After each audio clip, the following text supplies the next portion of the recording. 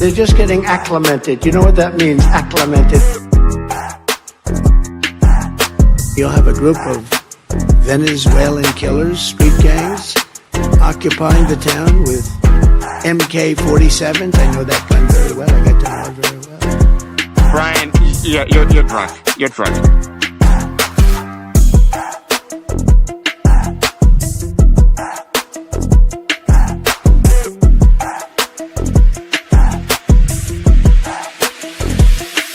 In the hell was that all about? He says wrecked him, damn near killed him. Taking him back to Nevada where he's wanted for banging horses. Hey, you got a little chubby going there.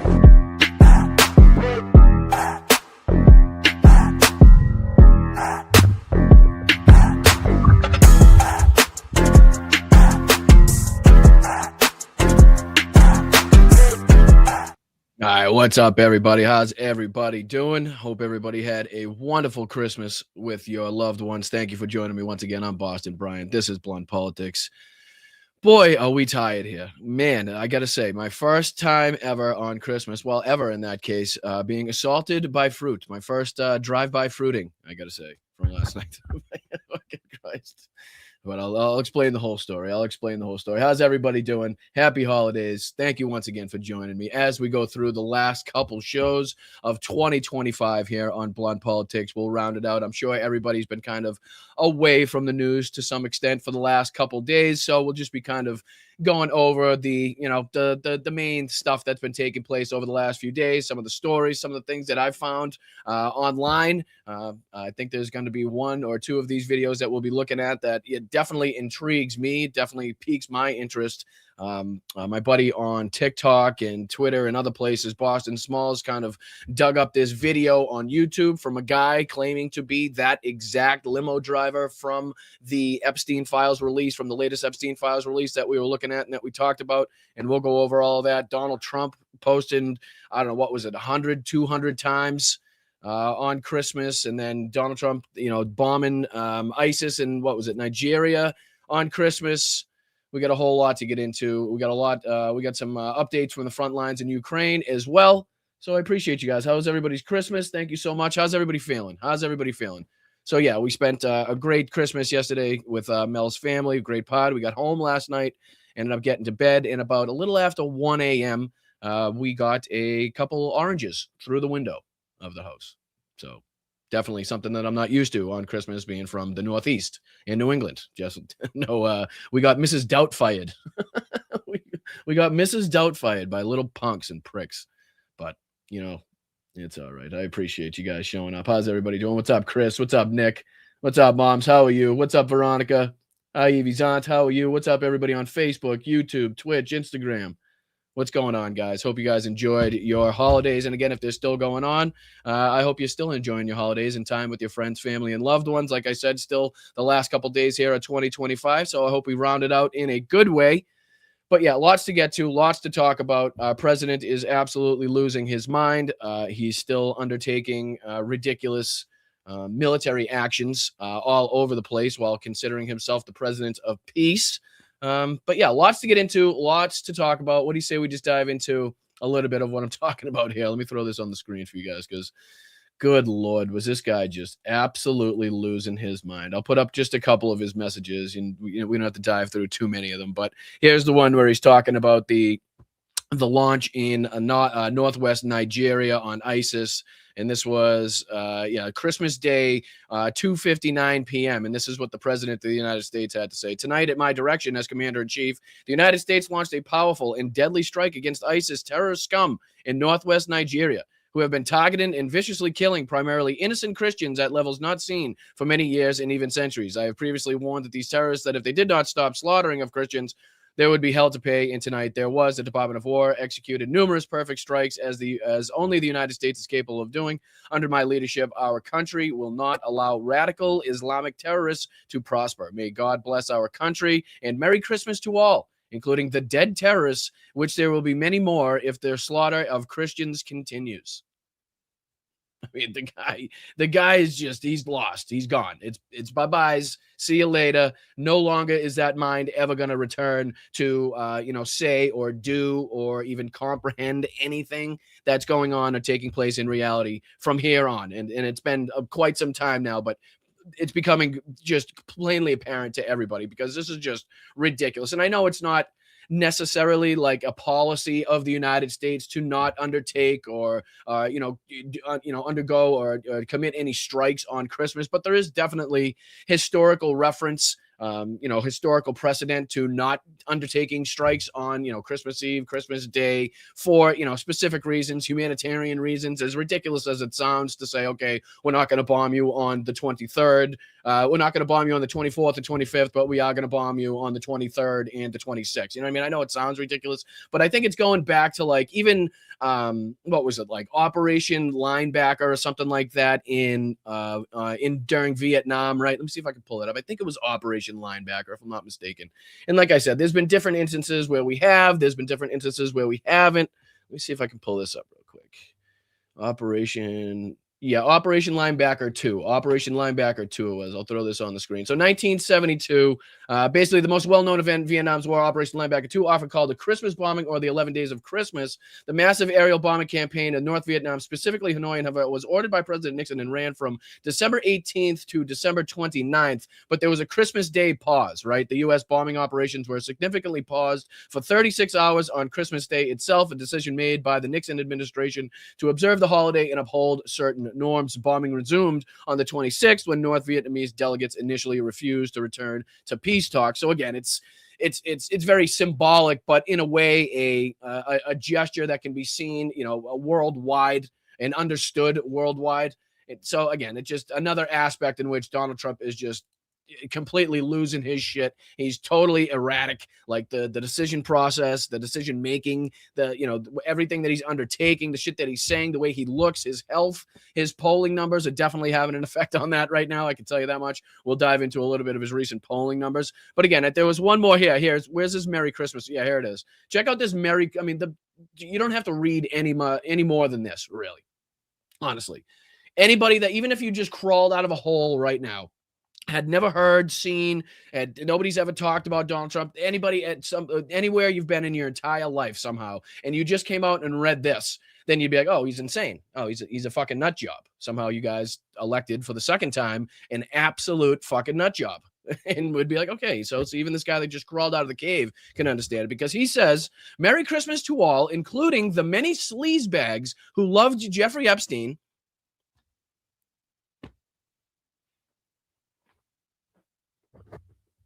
gave him bundles of money, went to his island, attended his parties.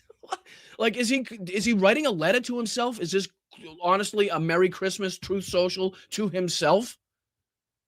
Who thought this was a good idea? Who thought this was a good idea in the Trump administration, or whoever's responsible for Trump's Truth Social or social media presence anywhere? Who thought this was a good idea? To the sleazebags, he's literally calling himself a sleazebag, who attended his parties. Gee, I wonder, is there any historical evidence that we could point to where Donald Trump and Jeffrey Epstein were seen partying together? I don't know. Let me just, there's got to be, you'd think there'd be nothing out there for them to make a statement like that, but let me just see. Oh, no, that's right. No, that's right. There's tons. Honestly, there's more than anybody could possibly even consume at this point now, with the ongoing release of the files that have been ongoing. But yeah, I mean, just you pick one of these, one of these ones that we could point to. Anyone, which one do you want to point to? Any one of these that prove that he's calling himself a sleazebag here? Just a moron. Like, at no point did somebody read that and you know what? Maybe we should change up a few. Maybe we shouldn't send that. Just maybe Merry Christmas is good. Just, can we stop at the Merry Christmas? How about that? That would be great. Oh, thank you so much, JD. Thank you, brother. I appreciate that. Merry Christmas. Happy holidays to you, brother. I hope you had a great one. Thank you so much for the 10 gifted memberships. That's amazing. And please make sure that the 10 people, or just anybody in the chat, is reaching out to JD to make sure that we say thank you for the contributions to the channel. JD, love you, brother. Thank you as always. Much appreciated. So Thank you for starting it off in the right direction. But yeah, I mean, there's nobody on Trump's team that was like, yeah, this ain't going to go over well, boss. I don't think this is saying what you think it's going to say, right? And thought he was the greatest guy on earth. Again, didn't Donald Trump have, like, I don't know, quotes around the line, like, great guy, terrific guy, love this guy. But, you know, he does like the women slightly on the younger side, kind of like I do. But, you know, of course, I'm paraphrasing, but still. Only to drop him like a dog when things got too hot, which Donald Trump claims that he did himself, right? He claims that when, you know, multiple employees at Mar-a-Lago had to tell him that Jeffrey Epstein was poaching underage girls that he had working at his spa, that he like made some like brash decision. So that's literally what he's saying that he did. He's quite literally writing a letter, a Truth Social Merry Christmas post to his goddamn self at this point. He's talking to himself. You can't write. He can write it, but we couldn't. We couldn't write this shit. And then he even says it here. Of course, President Donald J. Trump, who actually was the one who did drop Epstein. So he goes on to talk about people that dropped him like a dog, and then goes on to say himself, President Donald J. Trump, who was the only one who did drop him. Oh, Jesus Christ. Unbelievable. Then he goes on to talk about Republican Massey. Again, we don't have to go over the whole thing. And then he talks about, doesn't he? He goes over Oh, here he is. Yeah, talking about Democrats. Where does he say? And it is revealed that they are Democrats. Oh, there will be more public explaining to do, much like they made public by the Russia hoax and fictitious story and a total scam. Had nothing to do with Trump, the failing New York Times, yada, yada, yada. Bullshit. But again, there was something like, I think the total number was a little bit over 100 different posts similar to this nonsense, you know, different little bits and pieces kind of reposted and posted by Trump and his Truth Social. Look at this, guys. Look at this.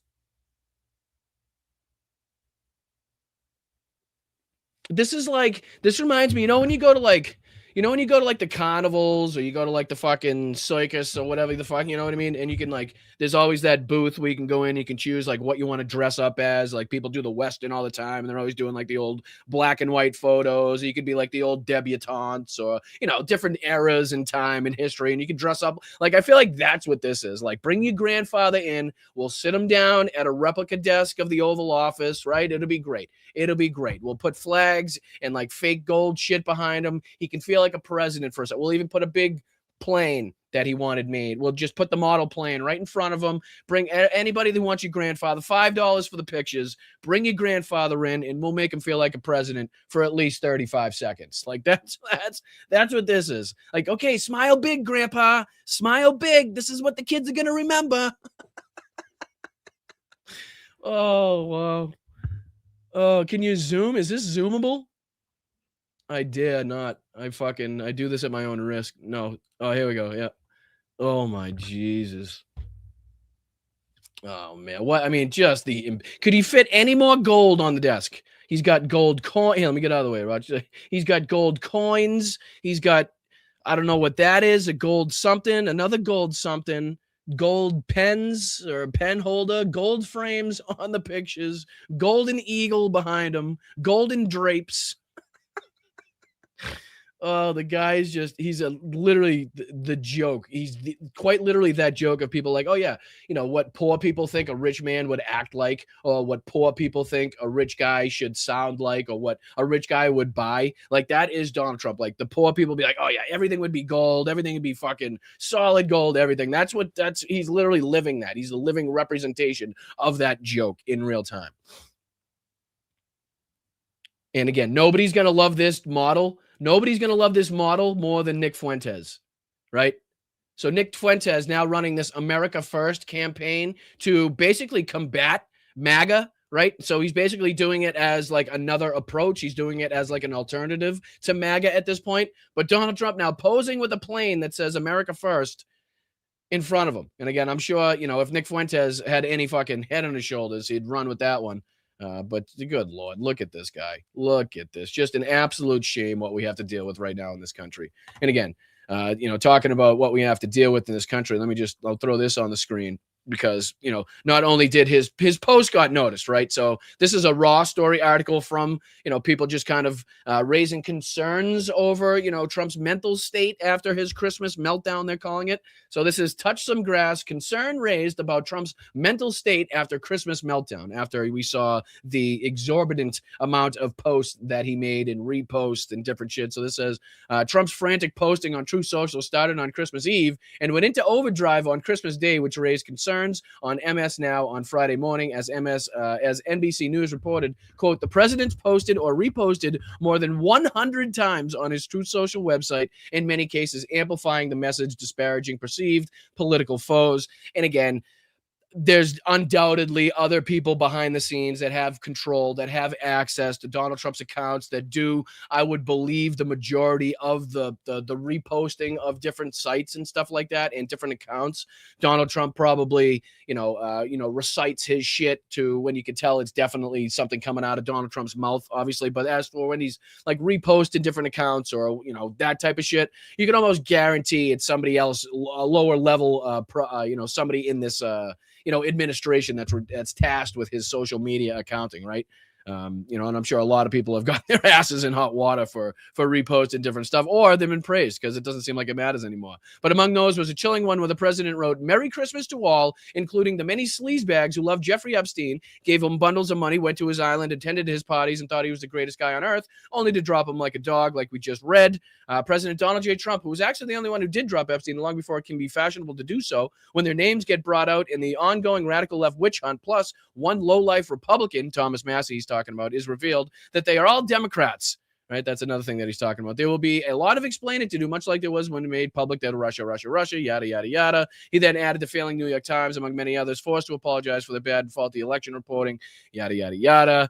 Now the same losers again, only this time so many of their friends, mostly innocent. This is, again, another one of his, it's fake, right? So that we can't release any of the names, which is why we're probably seeing Pam Bondi and DOJ work so hard, so diligently to try to, redact the faces, the names, the information of the monsters, the criminals, the people that perpetrated the crimes, when we're seeing the release of these files and not the other side. This is, again, another one of Donald Trump's talking points that he comes out with, where he says, we don't be worried about the victims. Be worried about people that may be like, briefly mentioned and they didn't have anything to do with it and they're wrongly associated with the crimes. Like that's who we should feel bad for. People that knew and hung around with Jeffrey Epstein, but were supposed to be led to believe that they had no involvement, no idea, no understanding of what was taking place, even though they didn't report it, tell anybody, step in, interfere, do anything to, to help the women or the girls in this case, right? So he goes on to say, what does he say? He says, but sadly, that's the way of the world. Corrupt Democrats, politicians enjoy what may be a last Merry Christmas. But then he says, now the same losers are at it again. Only this time, so many of their friends, mostly innocent, will be badly hurt and reputationally tarnished. So he's more worried about, again, somebody that might be named in passing in these fucking files, right? And then we could do the investigatory work and be like, hey, what was your involvement? Okay, no, you just kind of sat next to him on the bus or whatever the fuck it was. You know what I mean? Like, I'm sure there are a lot of people that had like a mundane in passing relationship or, the door guy or something like that would wave or say hi. I'm sure there are people like that are going to be listed and named in these, and they have no active knowledge or involvement or anything like that. But should be pretty plainly obvious to the American people or investigators that would be the case, which is why if you have no, involvement in the criminalities, no engagement in the, the sex crimes, the sex trafficking or anything like that, you should have absolutely no problem with all of this being released. Every single one of it, totally unredacted, barring the, the victim's information, right? Obviously. But for the president to obviously, every time he talks about this, to be more worried about the criminals in this case, the perpetrators, the people listed in these files for being friendly with Jeffrey Epstein or being on the jet with Jeffrey Epstein or being on his island, right? Or engaging in the massages or whatever it may be. He's more worried about those people and their reputations and how their careers are going to be impacted and families are going to be impacted, as opposed to thinking about the victims in this case, whose families and lives and careers have been impacted for fucking decades now. So you can see where his concern lies in this case. And, this is just to show, this is one of many things that were written about, obviously, Donald Trump's meltdown, between Christmas Eve and Christmas Day. But, just more and more people talking about his health, more and more people talking about how erratic he is, how uncontrollable he is, right? Unpredictable he is. It's getting more and more, evident to more and more people, even though we've been talking about it here for quite, I don't know, what is it, almost 10 years now here at Blunt Politics, or just me in general through my Midas Touch videos or on TikTok, whatever it may be. The evidence is there. I've been saying it. The videos are still posted, and I don't charge $1. Nothing is hidden behind a paywall for you to see any of the content, right? So, check that out. Subscribe to the channel. Hit that like button at the very least. I really do appreciate you guys. But yeah, I mean, it's harder and harder to deny. That's the moral of the story. It's harder and harder for Fox News, Republicans, the GOP in general to come out in front of cameras and deny that Donald Trump is losing his fucking mind. Right, is going crazy, is insane, and is dragging the GOP down with them because, they have to back up everything he says. They can't go against anything he says. So that puts him into the same policy positions as Donald Trump. And anything he says right now is just batshit crazy, right? So, going on with that theme, and we can see that the American people aren't being fooled. That brings us into this. This is from The Economist, and this is just talking about and tracking Donald Trump's polling numbers. Right. So over the last 340 days into Donald Trump's term, right, the president's net approval rating is minus 17, down 2.5 points since just last week. 39% approve, 56% disapprove, 4% not sure. Now, I'd love to sit face to face with 39% of this country that approve of what this guy's doing, so I could give him a piece of my mind. But clearly, that's not possible. But I mean, you can see here, just tracking this even quickly. This is juxtaposed from Biden's numbers. You can see Donald Trump's first and second term numbers here and Biden's numbers above. And clearly, you can see a clear indication of Donald Trump being much worse off, not only in his first term, but even worse off in his second term now. Again, so we're in somewhere right here where, Trump is pretty spot on with his first term, where he's minus 15 at this point. Biden was minus 10. But you can see a clear and obvious decline in the numbers. There is, I don't know if this is like a projection going on here for what's supposed to come, but even the projection here from The Economist has Donald Trump finishing out, even their final projection is Donald Trump down 12%. Meanwhile, at that same point in time, Biden was only minus 7%. So you can see the discrepancies on the people they called, the administration that they called utterly incompetent, utterly disastrous, that destroyed our country, right? So that administration that the Republican Party, and again, we could have all the gripes and fucking concerns from that administration that we want to talk about, but the administration, the current administration and the way they talk about that past administration, their polling numbers, what's going on now, they have a lot of explaining to do, Lucy. Right. So how do you put this into perspective? Okay, the administration that just left, that you took over for, say, destroyed this country. How are you polling this much lower? How do the American people find you this much more, awful than that? That's something that you're going to have to explain. So Donald Trump's approval rating reflects his roller coaster year.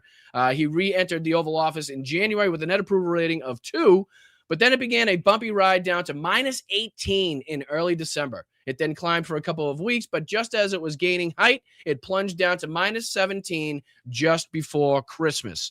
Right. And this is, again, on inflation and prices, taxes and spending, jobs in the economy, immigration, national security. Right. So we can see here, what is this? What do we got here? December 14th to January 26th. So minus 30 as far as inflation and prices. So we're down to minus 30 territory. Oops, sorry. Let me hop out of the way so you can see the chart correctly. So I'm talking about right here. The first one you can see there, inflation and prices. Right. December 14th, January 6th to December 14th. Minus 30. Then you can see here national security down to, what's that? Probably even. I don't know how that's even possible there. But not looking good on the old ways of polling for Donald Trump. It doesn't matter what you talk about either. Again, jobs, immigration, national security, inflation, taxes, spending. What's going on with the military? Another huge point of contention right now for the American people. A lot of people not digging what's going on with the whole battleship announcement, the new aircraft carriers. Again, as they're struggling to put food on the table, they're struggling to put fucking gas in the tank. And we're talking about, spending billions and billions and billions of dollars on new weaponry. obsolete weaponry in the as we talk about battleships, as we brought out in the last show. It's crazy, fucking nuts. I mean, talk about spitting in the faces of the American people.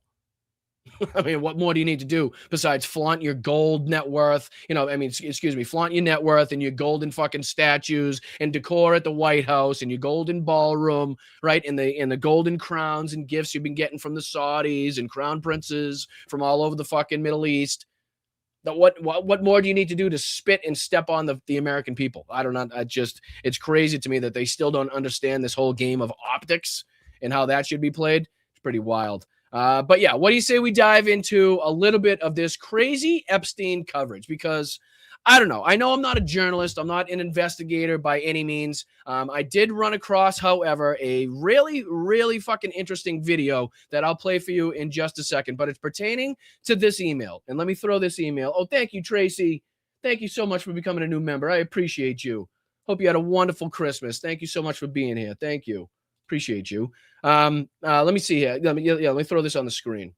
This was the email that was referencing the limo driver that around 1997 made contact with reportedly Donald Trump and overheard him talking in the back of the limo and reportedly pulled the limo over and almost, contacted Donald Trump aggressively per what this email says here. So we'll go over this, but then I want to play a video that was found by one of my mutuals and good buddies, Boston Smalls.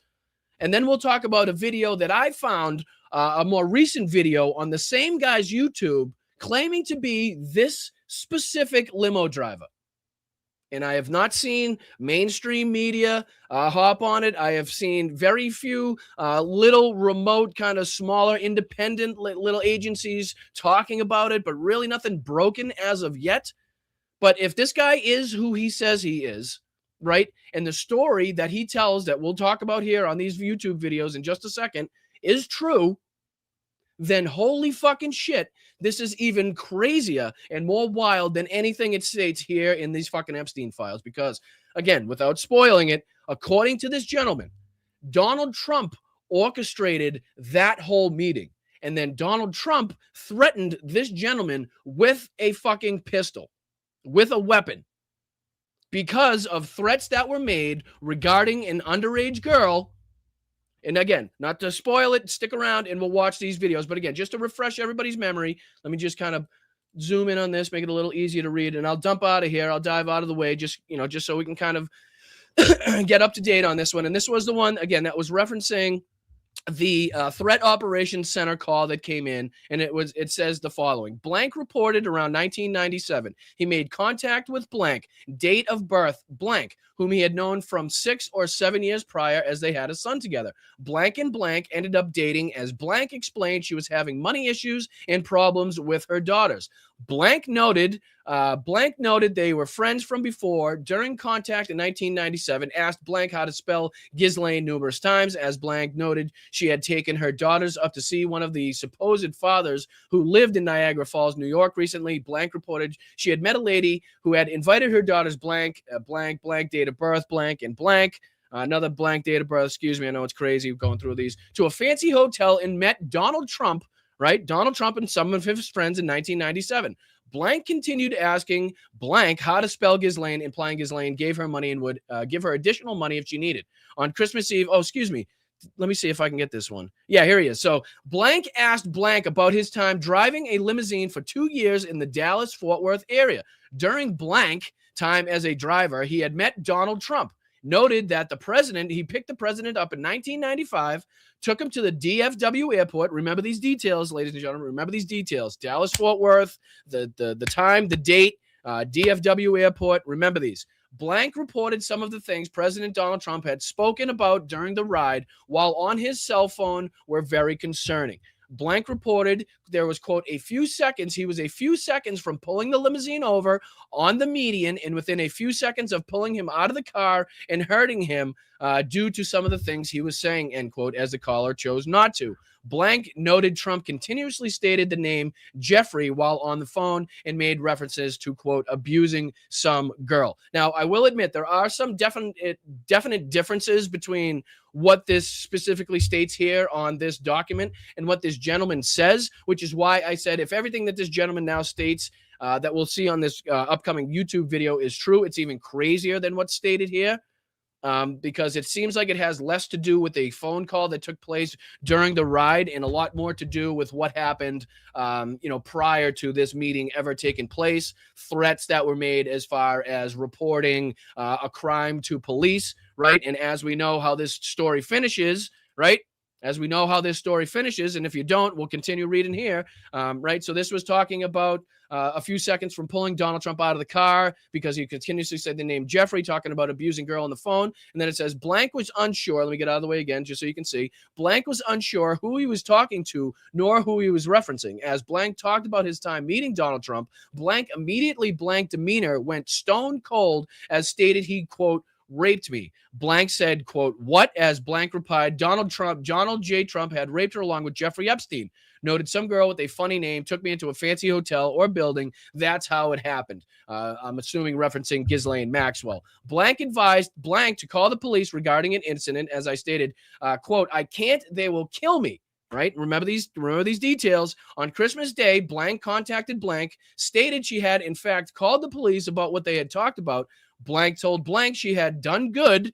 Blank did not hear from blank until 1/10/2000, right? And then it goes on, reached out to blank stating blank was dead and noted she was found with her head blown off in Kiefer, Oklahoma, right?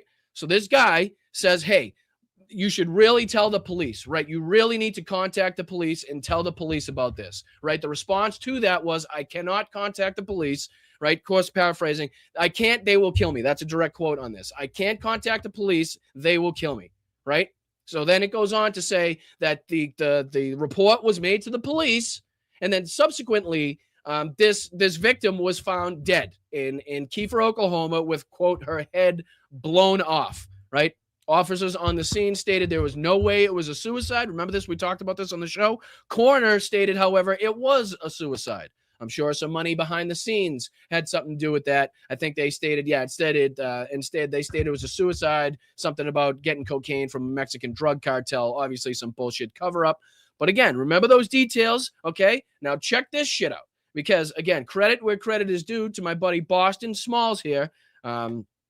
I first saw his TikTok video the other day, and I was like, shit, we got to hop on this. This sounds incredibly interesting. So I went to the same YouTube page, and I didn't find the video he referenced, but I did find another video. But let me first play the video that, again, Boston Smalls on YouTube. He's on Twitter, Blue Sky, TikTok, whatever you guys are on. He's on there. I would definitely recommend checking him out. Again, credit where credit is due. But let's check this out. Listen to this guy, what he says, the specific details, and then we'll go into the more recent video that he's posted talking about how that was absolutely him as the limo driver. Because if that's him and everything that he's stating is true, then holy shit. And what else does he know? What else can he prove? I think somebody should get him on, on record and talk about everything that he knows before it's too late. But again, let me throw this on the screen. I'm gonna throw this up here. Listen to this shit. Listen to how wild this is, and then tell me. I want you guys to make the judgment. I'll let you guys make come to your own conclusions. Is this the guy? Listen to the very specific and detailed information that he has. The look in his eyes, how serious he is, right? And then I'll let you be the judge. Again, I'm not an investigator. I don't claim to be a journalist or a reporter. I saw this, so I'm bringing it to your attention. I will let you guys kind of determine what you believe is real and what you don't believe is fact. So let's take it out from here. Let's go. There's a document that got released for the second batch. I'm sure all of us have seen it. It's outrageously egregious. Involved a 13 and 14-year-old who eventually her head was taken off, right? According to this document.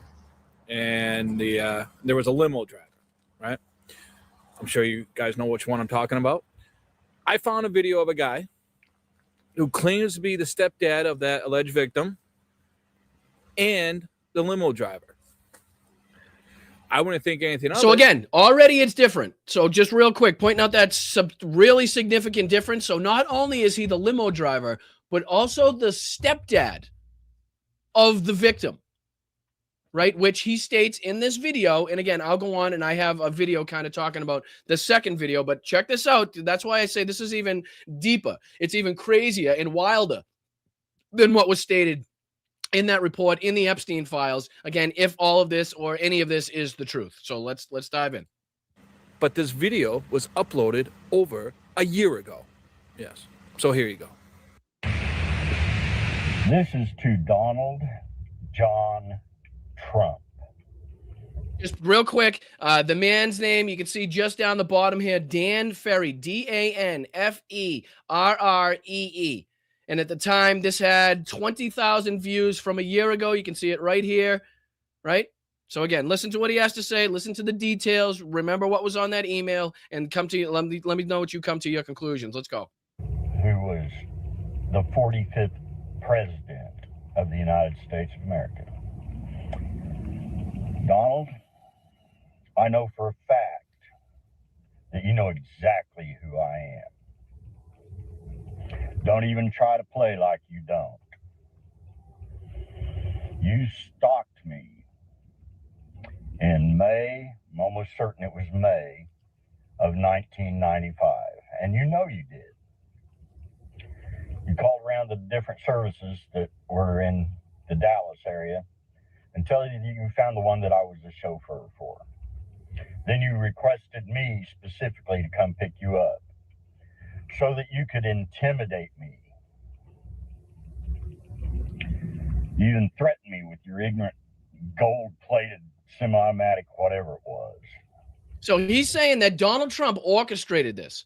This wasn't some random encountering. This wasn't some, happenstance meeting. This was an encounter perpetrated, orchestrated by Donald Trump, specifically, requesting this gentleman for a specific fucking reason to go down there and reportedly, allegedly threaten him with what he says is, I believe, a gold-plated pistol, right? And he goes on to explain the reason. But so far, right? Come on. You did all that because you had raped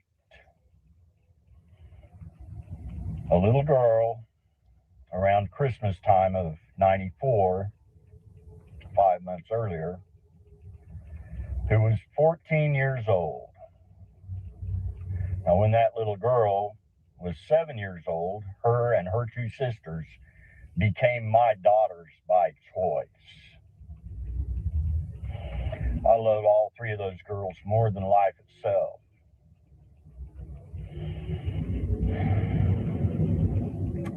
And you stalked me in Dallas, I guess because either she or her mother had threatened you with me. I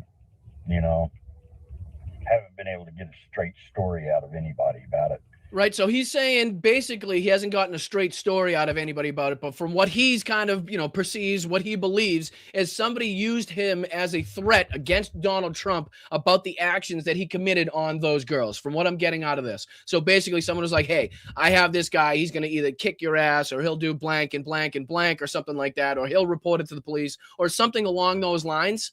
And then Donald Trump took it upon himself to seek this guy out to make sure that he threatened him to the point where he knew he wouldn't go to the authorities or, wouldn't speak up about this to anybody else. That's what I'm getting from this so far. If you're getting something different, let me know in the chat. But this is wild shit again. If this is, the guy, in fact, that is being talked about is referenced in the Epstein files and everything that he's saying in here is true, then again, like I said, it goes way beyond what was referenced, what was talked about in the Epstein files, and who knows what else this guy knows or what he can prove in court that we could use against people like Donald Trump and others that engaged in these fucking crimes. I'm just saying, again, not a journalist, not an investigator, but I'm doing my best here, folks.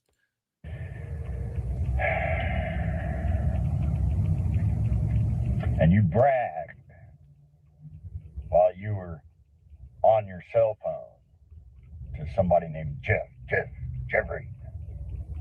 Right, lines up exactly with what was stated so far, is along those lines in the Epstein report. So DFW, going to DFW airport, talking to somebody on the cell phone, Jeffrey. About having raped my daughter by choice. When I pulled that car over on the side of Highway 114, pulled the fucking limo over, just like it states in the Epstein files, gives a specific and exact highway that he pulled over on? I had unlocked my briefcase and opened the top of it, where my pistol laid. It was loaded with some rounds that would have taken your head completely off of your body. And I came within 2 seconds of grabbing that gun and ending you right there. The only reason that didn't happen was because the spirit of our creators came over me. Said, you can't put your wife through this, was the thought. So I dropped that car back in drive. Took you on to the airport. Now, Donald, you better listen real close to this, boy. I forgive you. Doesn't mean I'm not mad at you. Doesn't mean you shouldn't be held accountable for that. And then for having my daughter, by choice, from the time she was 7 years old, having her murdered on January 10th of 2000, 2 weeks after she called the police about you, finally worked up the courage to call the police about you. On Christmas Day, she called the Tulsa Police Department. Tulsa, Oklahoma, right? Again, matching up directly with what was stated, what was talked about in that report. You know, if she would have called, she said, no, I can't. They will kill me. Okay, she finally made the call. Then they found her dead. Talking about in Oklahoma. I mean, how much? A lot of this is fucking matching up, you know, word for word perfectly here. Reported you having raped her. You know everything I just said is absolutely true, Donald. You know it because you did it. I know you did it.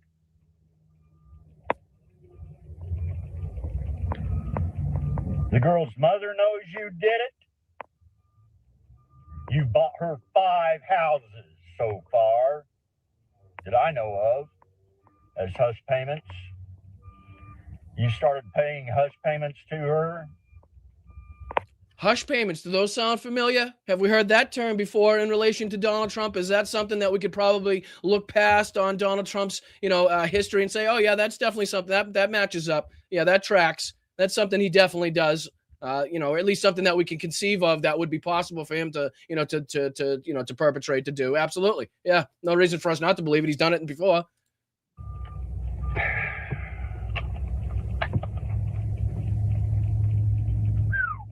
And again, oh, thank you, Michael. Oh, come on. Goodness gracious. Thank you so much, Michael. He says, all right, Brian is back. Happy birthday to me. Literally, it's my 40th birthday today, 3:30 in Australia. You said before you didn't believe it was that early. I assume joking. Of course I was. I live in Perth, so check the time. No, of course I'm joking, brother. I'm joking. I wouldn't in a million years think to tell you you're wrong on the times of there. You know much better than I do, I can assure you. But the happiest of birthdays, brother. A happy birthday. Congratulations. I just myself hit the old 40, the big 40 mark. So I know how you feel. If anybody can relate, I can certainly relate, man. So happy birthday to you. Thank you so much for your contributions. Thank you so much for your for being here in the chat. We appreciate you, brother. Thanks, Michael. Appreciate that, man. But yeah, I mean, looking at this information, looking at what he's saying, looking at his face, the details in this, I mean, there's no way you can say, okay, they don't match up. There's no way you can say it. And then when I started digging around his YouTube channel, I didn't find that specific video for whatever reason. I'm not sure if maybe it was posted to some sort of different channel, if it was taken down or not. But what I did find was another video, right? And this is a video that I made talking about this whole situation. And I just want to play this real quick, and then we'll get on and I'll play his second video that I played, where he again talks to Donald Trump, references Donald Trump, speaks about that same situation. And then you guys tell me, do you think this is the same guy? If it is the same guy, if everything that he's saying is the truth, isn't there a huge reason why we'd want to get this guy on record? Isn't there a huge incentive to want to speak to this guy and figure out what else he knows? I would think so.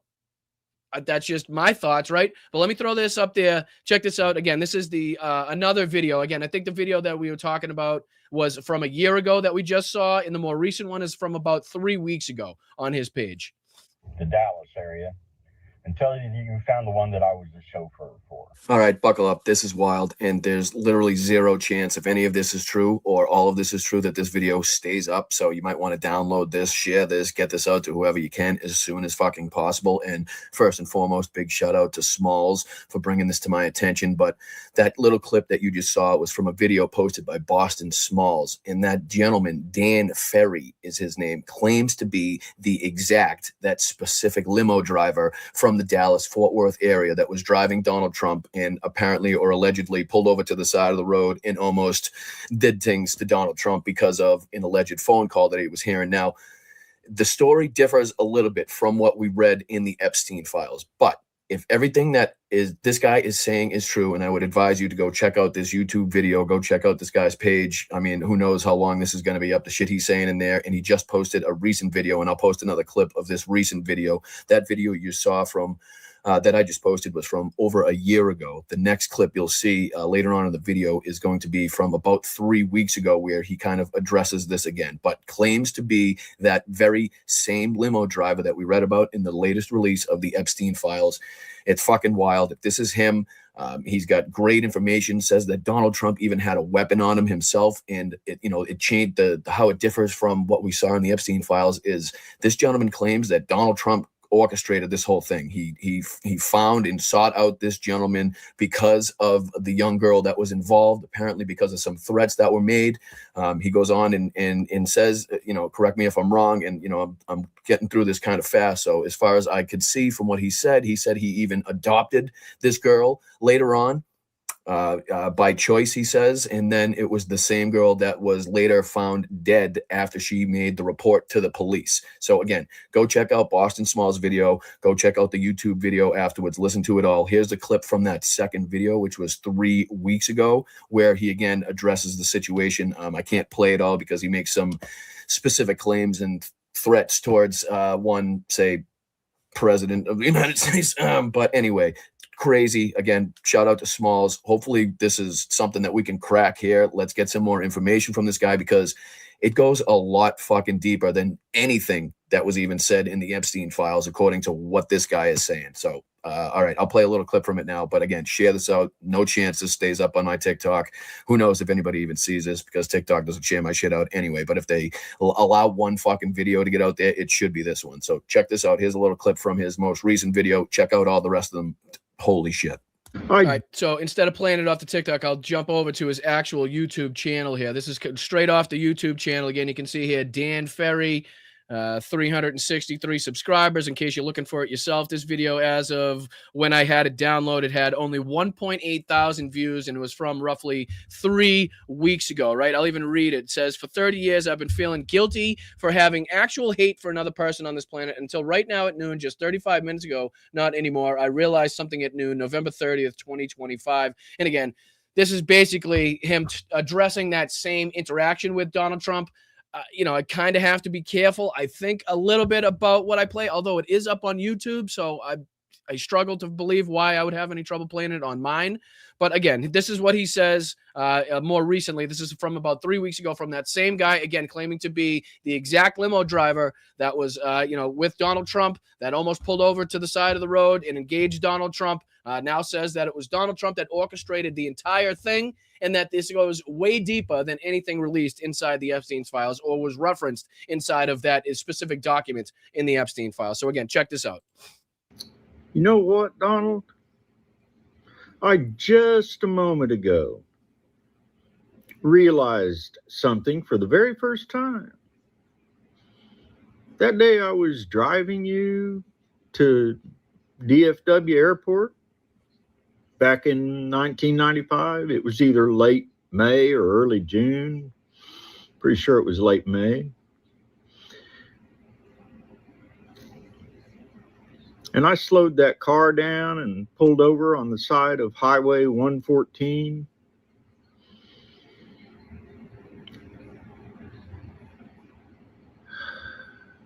Had already opened my briefcase where my pistol laid.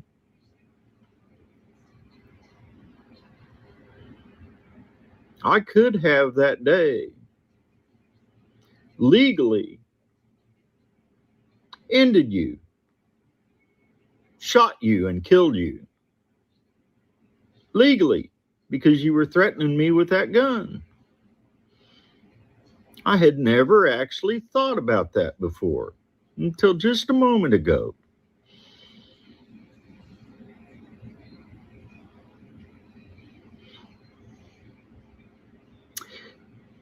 You need to be very, very thankful. And again, referencing the fact that he himself would have had, the legal, I guess, fucking justification because Donald Trump orchestrated this whole thing and threatened him originally with a weapon. That's the accusation being made. That's the situation being alleged right now. He said it in multiple videos throughout a period of just about a year's time, right? So this wasn't something that, just popped up when the Epstein files were released recently, right? I mean, it would be sketchy. It would be fishy. Oh, and thank you so much, Clara. I appreciate you, Clara. Thanks, Brian. You give me a little hope. You guys need to keep resisting. Otherwise, your clown president will screw the world. Love and peace from the UK. Oh, thank you so much, Clara. Much appreciated. Very much appreciated. Good to see that we have friends and allies from all over the world. And it's good to see that you guys are still, have some confidence and are backing us in the United States and are still resisting to, at every turn, this administration and everything that Donald Trump is doing. So thank you so much, Clara. I really do appreciate you and your contributions. Appreciate you for being here. But I mean, again, I could see that you would have skepticism if this was like a video that came out, say, yesterday or 2 days ago, right? Just since that email came out or was made public by the latest release of the Epstein files. Then you could be like, okay, that's a little fishy. Why wasn't anybody saying this before? Why wasn't this? I mean, this would be released. Somebody would have something to say about. Well, they did. That's his video from over a year ago, right? And I believe the way that YouTube does anything, that until it's 2 years old, that they won't change that, right? If I could be mistaken on that. So it could be, older, a lot older than just a year, but younger than 2 years, right? On that first video that he made.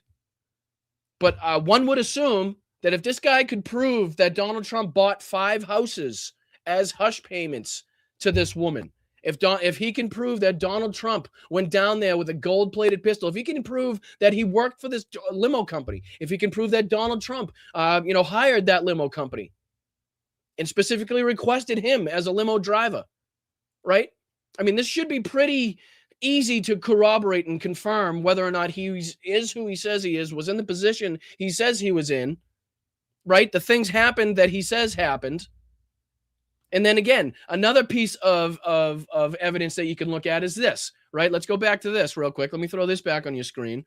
Now, let's just for a second say, let's put in Dan's name, right? Let's just say it was Dan.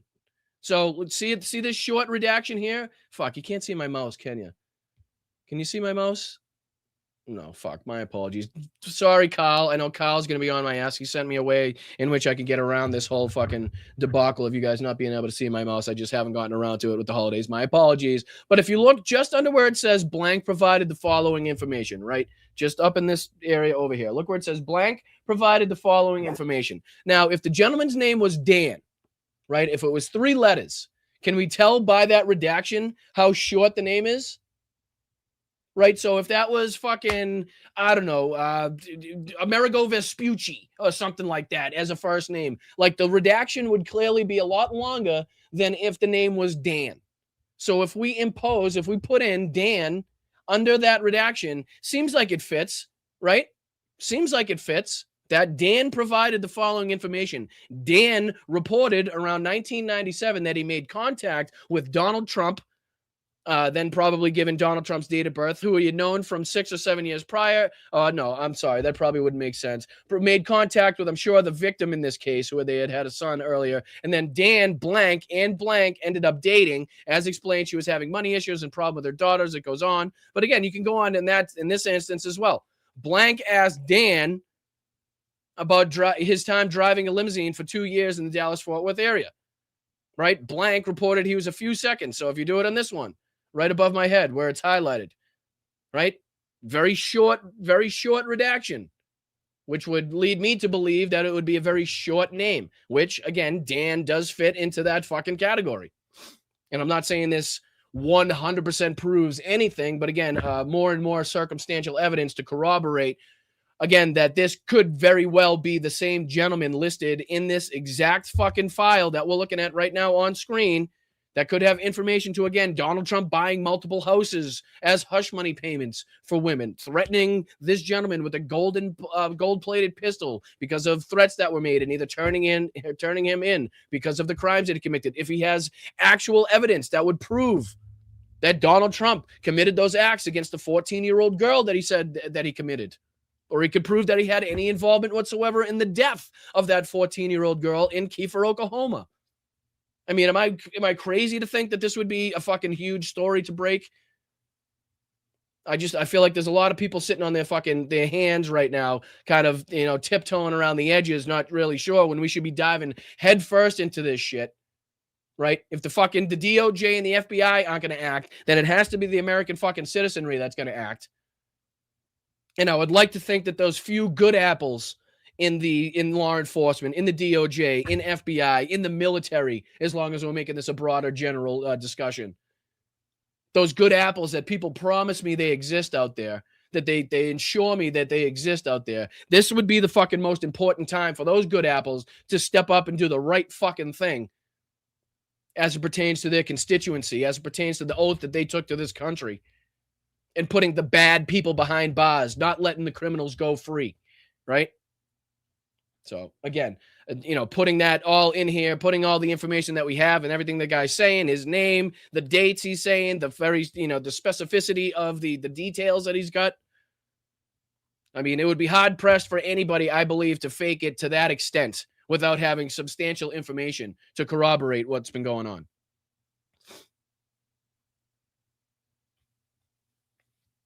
And again, the Oklahoma fits. The fact that she said should be threatened and if not killed if she went to the police, and then that exact same thing happened, fits with this whole story, right? Going to Dallas-Fort Worth airport fits with this story. Pulling the limo over and getting to the point where he almost did something to Donald Trump fits with this story. So again, I'm a small schmuck here with 15,000 unbelievable subscribers on this channel, but just not the reach or the I don't have the resources basically to track this guy down, to provide him with incentive to come on the show, that type of thing, right? But there should be platforms out there, multiple platforms out there that should definitely be digging into this shit. And again, once again, big shout out to Boston Smalls for digging up that original video. And hopefully I can do what I can to kind of amplify that even further to make sure we can get this information out there. And who knows, maybe something this guy has, maybe some information, maybe some fucking document, maybe some picture, some phone call, some records this guy has inevitably leads to Donald Trump seeing time behind fucking bars. I don't know. But I'm willing to, take and turn over every fucking stone and log and everything in my fucking path to try to look for that, to try to look for that evidence, to try to look for the path for accountability for these assholes so that these victims can see justice. I am willing to do that work, right? Just give me the resources. Give me the ability. That's all I need. So subscribe to that fucking channel, please. Hit that like button. Let's get to 20,000. Let's start getting more active and engaged on this political fucking front here. So that we can start swaying more and more people, so that we can start creating more and more waves in this space. You know what I mean? Seems like the more subscribers you have, the more that seems to be a reality in this fucking world. But what are you gonna do? But yeah, that's I mean, the craziness there, where again, just random citizens, a couple of schmucks, one both being from Boston there, one found it and the other one trying to amplify information that you have not heard on mainstream media. I can guarantee you that. I can guarantee Dan Ferry has not been mentioned, has not been questioned, has not been contacted, has not been shown in your feed by mainstream media accounts as to somebody that could possibly have really, really detailed and informed information about this fucking case, and specifically Donald Trump. So that's why we here at Blunt Politics are trying to do our best to amplify this, to get this message out there, to try to get this information out there. And then maybe, these bigger platforms can take this, run with it, confirm, corroborate, tell us what's wrong, what's not wrong, prove it wrong, so we can start looking in other areas that do provide evidence and do provide pathways to get these people, in jail, to get these people found and held accountable. That's what I would like.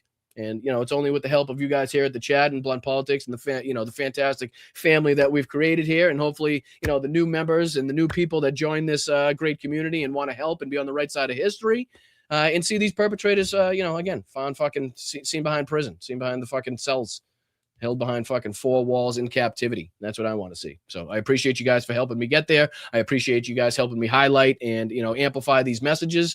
Just please clip these segments, share the show out, share it after it posts, send it to different bigger platforms, people with much larger subscriber bases. Get it out there. Get it out there. I appreciate you guys. So let's dive into a little bit of what's been taking place. Actually, hold on. What else did I want to see here? What else did we do? Did I miss anything? No, I did everything. Let's dive into, just a little bit of what's going on. Oh, I did find this too. Remember this video that I was referencing on the front lines that I've been trying to find? So, I was trying to find this a couple shows ago that depicted what a Ukrainian frontline town looks like now when it is completely covered in fiber optic cable from these fiber optic drones that are now being used on the front lines here. But just take a look at how absolutely crazy this is. And then let's think about if this persists, if this goes on, and we'll be, talking about how Zelensky is prepared for his meeting with Donald Trump after we discuss that 20-point peace plan. And maybe we should bring that back up because I know we still have a couple points to go over on that. We didn't get to like the last 3 or 4 points on that. We ran out of time on Wednesday. So we'll get to that too. But yeah, just check this out. Let me see if I can make this a little bigger on your screen. This is just a quick video, less than a minute, I think, just showing you what the Ukrainian towns now look like on the front lines because of this fiber optic drone usage that has now just absolutely exploded on the front lines. Check out how are you going to clean this up? Right? I mean, it's just going to take an incredible amount of time, resources, labor to at any point clean this up. And that is just after the guns fall silent, after the drone batteries, fall silent, right? And up until then, it's only going to get worse. But check this out.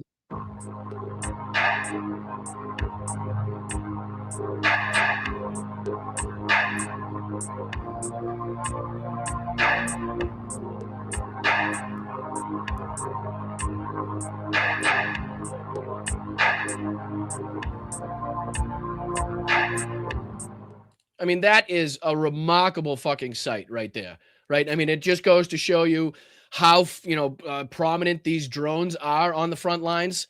I mean, every single one of these that you're seeing is, a direct path basically of a drone that took off somewhere and ended up somewhere else, right? Every single one of those, what looks to be like fishing line or fishing string, whatever you call it. Looks like a bunch of fucking seniors got together and toilet papered almost an entire fucking town, if you can kind of put it mentally into perspective of what you're looking at, right? I mean, that's kind of the only way I can kind of relate what we're seeing now, if you're just listening to the show, of course. But, if you're looking at, it's pretty apparent to see the level of destruction, you know what I mean? The level of just, damage it's doing to the environment, doing to the wildlife in the area, the cleanup that people, even when this fucking battle does end, are going to have to endure, during cleanup, and what it's going to have to take. How do you get rid of that much fiber optic, right? What is the disposal process of that much fiber optic fucking wire cables? You know what I mean? I mean, this is not something that's going to, biodegrade, right? This isn't going to, just dissolve its way into the soil and somehow help refurbish the plants and the animals and everything like that. I mean, it's just obviously not. And again, just what if this continues for 6 months, another year, 2 years, 3 years down the line? What are the towns and villages going to look like then? I mean, are you going to even be able to recognize them? Are you going to be able to see the houses at that point? So again, beyond the human destruction of this war, which is completely egregious, right? Which is just it blows your mind to even try to calculate the amount of human destruction taking place in this fucking conflict, at this war at the hands of Russia. But again, the environmental cost to the wildlife in the area, which we talked about in the United 24 documentary that we watched, like even the frontline soldiers themselves are heartbroken. It breaks their soul to watch their homeland, to watch their fucking towns and villages, be dilapidated like this, be covered in fiber optic drones, the animals be run out of the forest be completely destroyed, right? Birds caught up in drone nets, whatever it may be. It's like, you can tell they care about their homes, you care about their villages, as opposed to what you see on the side of the Russians when they even talk about their homeland, or even worse, when they're entering other people's fucking sovereign territory.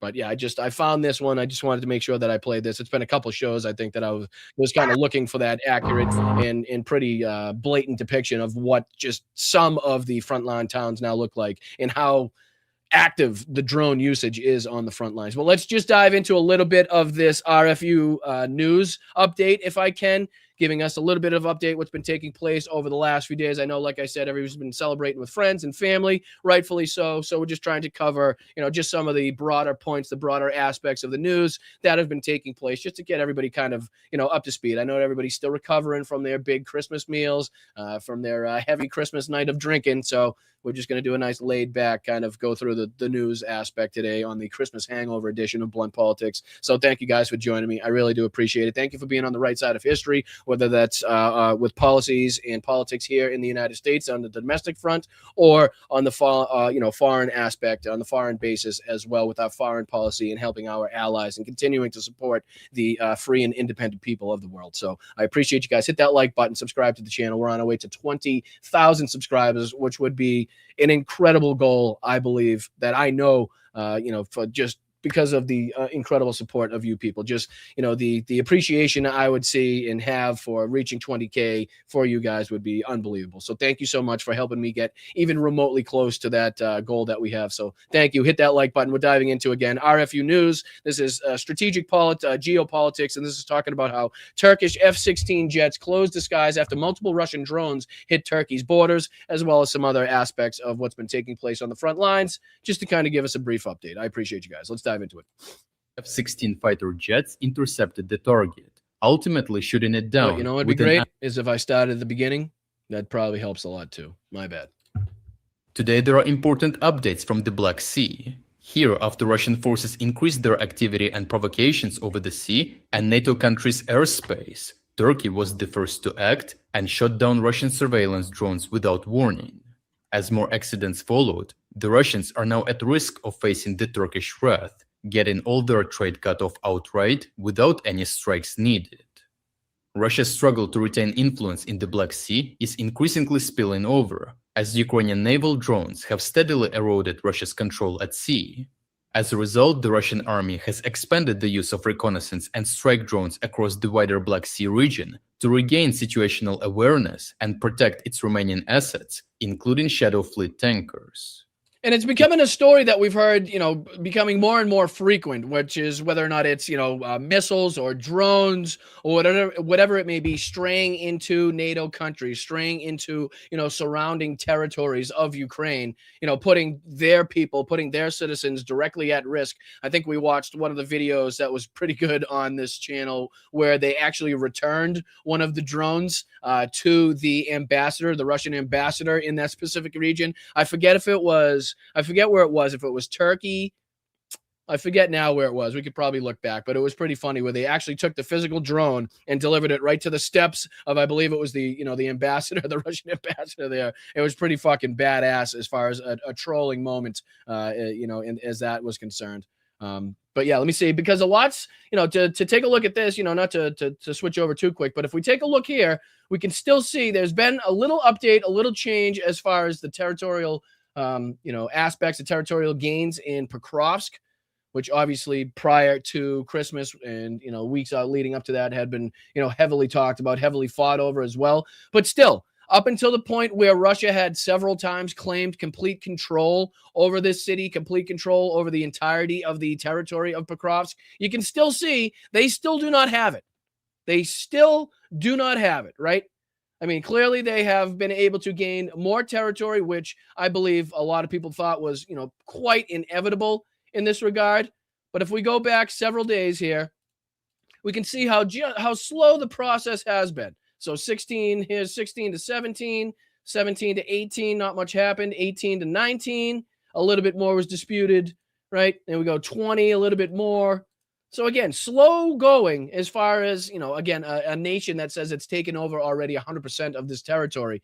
You'd think they'd have an easier time moving their troops around and actually, like they say, gain control over this territory, while Mirnorad still, is completely fought over, is completely being contested, as you can tell by the grayness, the gray area, the gray shading of that, is absolutely nowhere near being, infiltrated or, captured, I should say, in its entirety by the Russian military, right?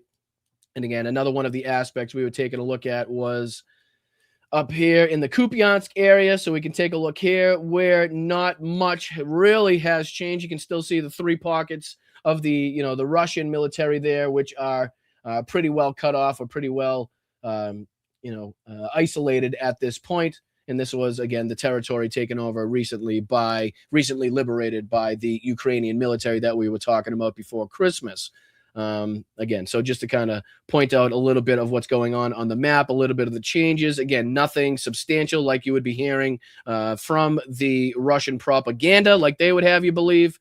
And again, as well as some more strikes, the ongoing strikes undertaken by the Ukrainian military against Russian assets, both inside of Ukraine and inside of Russia, that Russia will never again talk about. But again, let me throw this back on the screen. Appreciate you. Let's continue. In a worrying signal of escalation, a mysterious drone equipped with a parachute and a suspected explosive device was recently discovered by hunters in a Romanian forest. With a wingspan of roughly 2 meters, Romanian authorities assessed that the device had been used to monitor NATO facilities or track military aid deliveries to Ukraine. The drone was found intact, prompting police to cordon off the area immediately. That's crazy. So it's found intact. They cordoned off the area and they established that it was basically, like a listening device, right? And then again, there's another one of these videos. Let me just see, because there was another one that was talking about something very similar to this. Let me see if I can throw this on the screen. Just before we, let me see here. Yeah, this was 2 years ago one day. Was it this one or this one? Excuse me, while I try to figure out which video I wanted to show you. I think it's this one that was referencing what's going on in Kupiansk. But at least this will give us some further updates as what's going on the front lines, specifically in the areas that we were just showing on the map. I know RFU was specifically referencing what's going on in Turkey, but to give you a broader aspect, a broader update of what's been taking place on the front lines, I think this might do a better job at that. So my apologies for going one video to the next, but I just want to make sure that I use my time wisely here. So this is, again, Preston Stewart, Russian soldiers cut off and surrounded, and this will give us, I think, a better aspect of what's taking place in the areas such as Kupiansk and Pokrovsk that we've been, focusing on mainly recently. So let's dive into it. Has deteriorated significantly in the past week.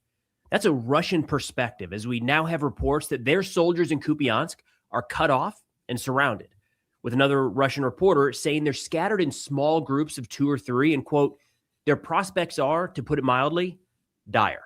Now, there's been a few rather significant changes specifically referencing in recent days, with both Russia and Ukraine gaining the upper hand in different directions. So just so everybody's up to speed and up to date on what we're talking about here, he's referencing this specific area right here, Kupiansk, and these specific troops, right? So these specific pockets of troops that he's talking about here. And again, from the Russian side, from the Russians accounting themselves, these pockets are not accurately represented. These would kind of signify a larger force together. And it's seemingly, again, using the Russians' own reporting themselves, are in groups of about 2 or 3, which is never a fucking good thing.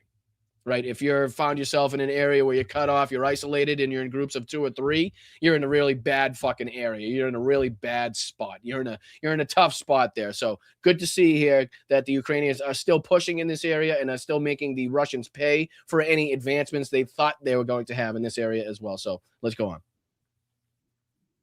well with what a Ukrainian corps commander said a few days ago, that for the first time since the war began, the Russian military is losing more people than they're bringing in. Now, I hope everyone had an. I mean, that's a fucking huge statement, guys. And can I play that one more time? Let me just throw that one more time, that statement. Listen to this statement. Ukrainian corps commander said a few days ago that for the first time since the war began, the Russian military is losing more people than they're bringing in. Now, that's huge, right? So for the first time since this full-scale invasion began, Russia is now losing more soldiers than it's actually bringing into the fight, right? What are we, almost 4 years on at this point? From what was supposed to be a 72-hour operation. And that's the reporting that the Russians are getting. And the reporting that the Russians themselves are sending home is that we're in pockets of 2 or 3 people and that the situation is beyond dire in these areas, that they're referencing around Kupiansk. I mean, just think how remarkable a feat that is for the Ukrainian military up against the Russian military, up against Vladimir Putin and the Russian military, right? And regardless, take away everything that we now know about, Russia as a paper tiger and Russia using incredibly old and outdated equipment and not having the right, the tires on the vehicles, not having the right, the ERA, the explosive responding armor on the tanks was basically just rubber. It wasn't even the correct stuff. Like, take away all that, right?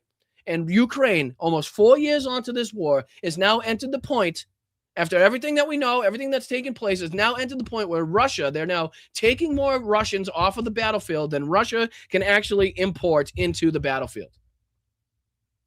That is fucking massive, right? And I do not want people to sleep on how massive a fucking statement and a stat and a fact, if that is fact, of what that represents right now. And that is huge. And again, I'll put this back on the screen. I'm going to go back in the background and I'm going to bring up that Reuters article talking about the 20-point peace plan. And then we'll see if we can talk about a little bit Zelensky's meeting coming up with Trump. And again, I'm not hopeful for Trump having any good things to say about this peace plan. And again, I'm not hopeful at all that the Russians, Vladimir Putin and the Russians, will have any agreement whatsoever towards the new 20-point peace plan, which is, again, the most favorable, the most beneficial towards Ukraine that we've seen by far by any of these peace plans put forward. So let me just dump this back on the screen for you guys, and I'll look for that in the background. I appreciate you.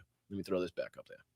I hope everyone had a nice Christmas, had a chance to sit back, relax, and celebrate with family and friends. I don't mean to brag, but my daughter gave me some of her old toys and a rock wrapped up and everything. Good luck topping that one. But let's get into what we know. Starting with Kupiansk, I'm going to turn to a map here, deep state map, to give you an idea of where this is located on the battlefield. Northern area here. And this is a location that Putin, about 5 weeks ago now, said that was completely under the control of Russian forces. And it's been a flashpoint in the last 1 to 2 weeks as we've seen a Ukrainian counterattack push in and surround the Russian forces that remain in Kupiansk. And the big drama, if you will, inside of kind of the Russian reporter community is a number of their analysts had been saying for a while just what Putin was, that they clearly held this territory, with others sounding the alarm. Again, no better way to dispute the Russian propaganda is to have your troops directly engaged, directly holding territory that the Russians have already said that they've established ownership over, right? There's just no better way to say, okay, they're obviously lying to you. Clearly that was fake. Clearly they have, no qualms lying to their, citizenry, lying to their public about what's going on. Because we're now in this territory that they claim they held. And now we have their guys surrounded and their guys are on the back foot, right? And their guys are ready to surrender. So again, no better way to dispute the Russian propaganda than what the Ukrainian military is now actively doing in the Kupiansk area. For 3-4 months at this point, that situation was very unstable. Russian media Rybar says the situation in the Kupiansk direction remains extremely tense. Massive territorial losses were revealed, occurring due to systematic submission of false reports that exaggerated Russian armed forces' successes. Millblogger. That's the Russian forces calling out the Russian propaganda. right? To kind of, to translate that for you from Russian propaganda into English, that is basically the Russians saying, hey, we got fooled by the Russian propaganda saying that we were 100% holding, 100% responsible and holding this territory right here. So now we kind of fell into that propaganda. Now we're getting our asses kicked, and we're really not sure and equipped for this fight, right? We're really not sure where to go from here, because that's not what we were told was going on in this area. We had told that everything was fucking, 100% peaceful. We're all set. We had already taken it over. It was all under Russian control. No Ukrainian threat to worry about. And all of a sudden, now we're on the back foot. We're surrounded. We're surviving in a mud pit, 2 and 3 at a time here. What the fuck's going on? So that's literally the Russians calling out their own Russian propaganda for putting them in a spot that they didn't see coming because they were being lied to. There's no other way to translate that. Filatov says now this encirclement consists of groups of 2 to 3 fighters divided among themselves, and their prospects are, to put it mildly, dire. And Filatov has shared direct communication with some of those soldiers that are cut off in Kupiansk, saying they could sure use some more ammunition, but saying that their defensive positions and their strong points are rather well fortified. Alexander Kotz, another Russian analyst here, said the situation when the enemy launches counteroffensive operations in a war is a natural process. It would be strange if he didn't do it. There have been many such cases during this war. A bit of a stretch to refer to what happened in Kupiansk as a counteroffensive. We're going to hear that term here in a moment from a Ukrainian-aligned source. Counterattack is much more appropriate in this case, where we saw a couple Ukrainian brigades utilized in, again, a relatively small portion of the front. This is focused on cutting off Kupiansk to the north and clearing the city of the Russian attackers. Kotz continued by saying there's no complete control of the city by either side. The numerical advantage is, and this is big in a lot of aspects too, because this has like a direct way of combating whatever gains in territory, whatever gains on, say, the negotiating table that the Russians think that they were getting from their advancements in Pokrovsk. Right. So this is another way to directly combat that, almost like a way to negate it, to even it out, and to say, hey, you're gaining territory there, but hey, look what we're doing here in Kupiansk to your soldiers. Right. So you might think that this would provide you a better position on the negotiating table. But guess what? We're having just as much success. We're taking out just as many, if not more, Russian soldiers up here. So again, that don't think so fast. Like, we can also negate what you're thinking for gains as well. So that's another aspect. Not only that, in taking out and destroying Russian military capabilities, Russian military soldiers in general, but wasting their ammunition, wasting resources, food, water, whatever it may be. This is also a war of attrition at this point too. So at any point on any area of this battlefield, you can make the Russians pay for every inch of battlefield, every inch of ground that they hope to gain is a war won, a small war won by the Ukrainian military. Because again, in a war of attrition, the Russians have a lot further they need to go in order to accomplish their goals than the Ukrainians have to push the Russians back in order to accomplish their goals. Still at this point, 4 years on. Seriously on the side of the enemy, as in the Ukrainian forces. Military informant said while on domestic channels, the anti-crisis measures were being spread about the fake Zelensky video, the Russian positions in the city were being lost one by one. Oh, thanks, Luis. The breakthrough in Kupiansk did not happen suddenly. Thank you, brother. I appreciate that. Luis says, just got off work, saw your blue sky about some asshole breaking your window to help replace it. Happy Kwanzaa and Happy New Year to everybody. Hope that orange pinata motherfucker's out of office in 2026 and natural causes impeachment. Thank you so much. I really do appreciate that. It's very, very nice of you. Not why I brought it up. It's just kind of in case I looked extremely tired, because I think it was about 4 a.m. by the time I actually fell back asleep, being up at, it was just kind of my excuse as to why I look so run down. But again, very, very nice of you. Very generous. I do appreciate it, and we'll go a long way in hopefully maybe installing some fucking some orange can. I don't know what you get. I don't know what you can do from that. You can't stop punks, I guess, right? But I appreciate you, Luis. Thank you so much. Thank you, brother. First prerequisites for this were laid in the middle of summer 2025 and only strengthened throughout the autumn due to the succession of false reports. And this has been an interesting one because there were a number of accounts, both on the Ukrainian and Russian side, going back 3-4 plus months. Man, look at that building, dude. Did you see that shit? Look at how badly.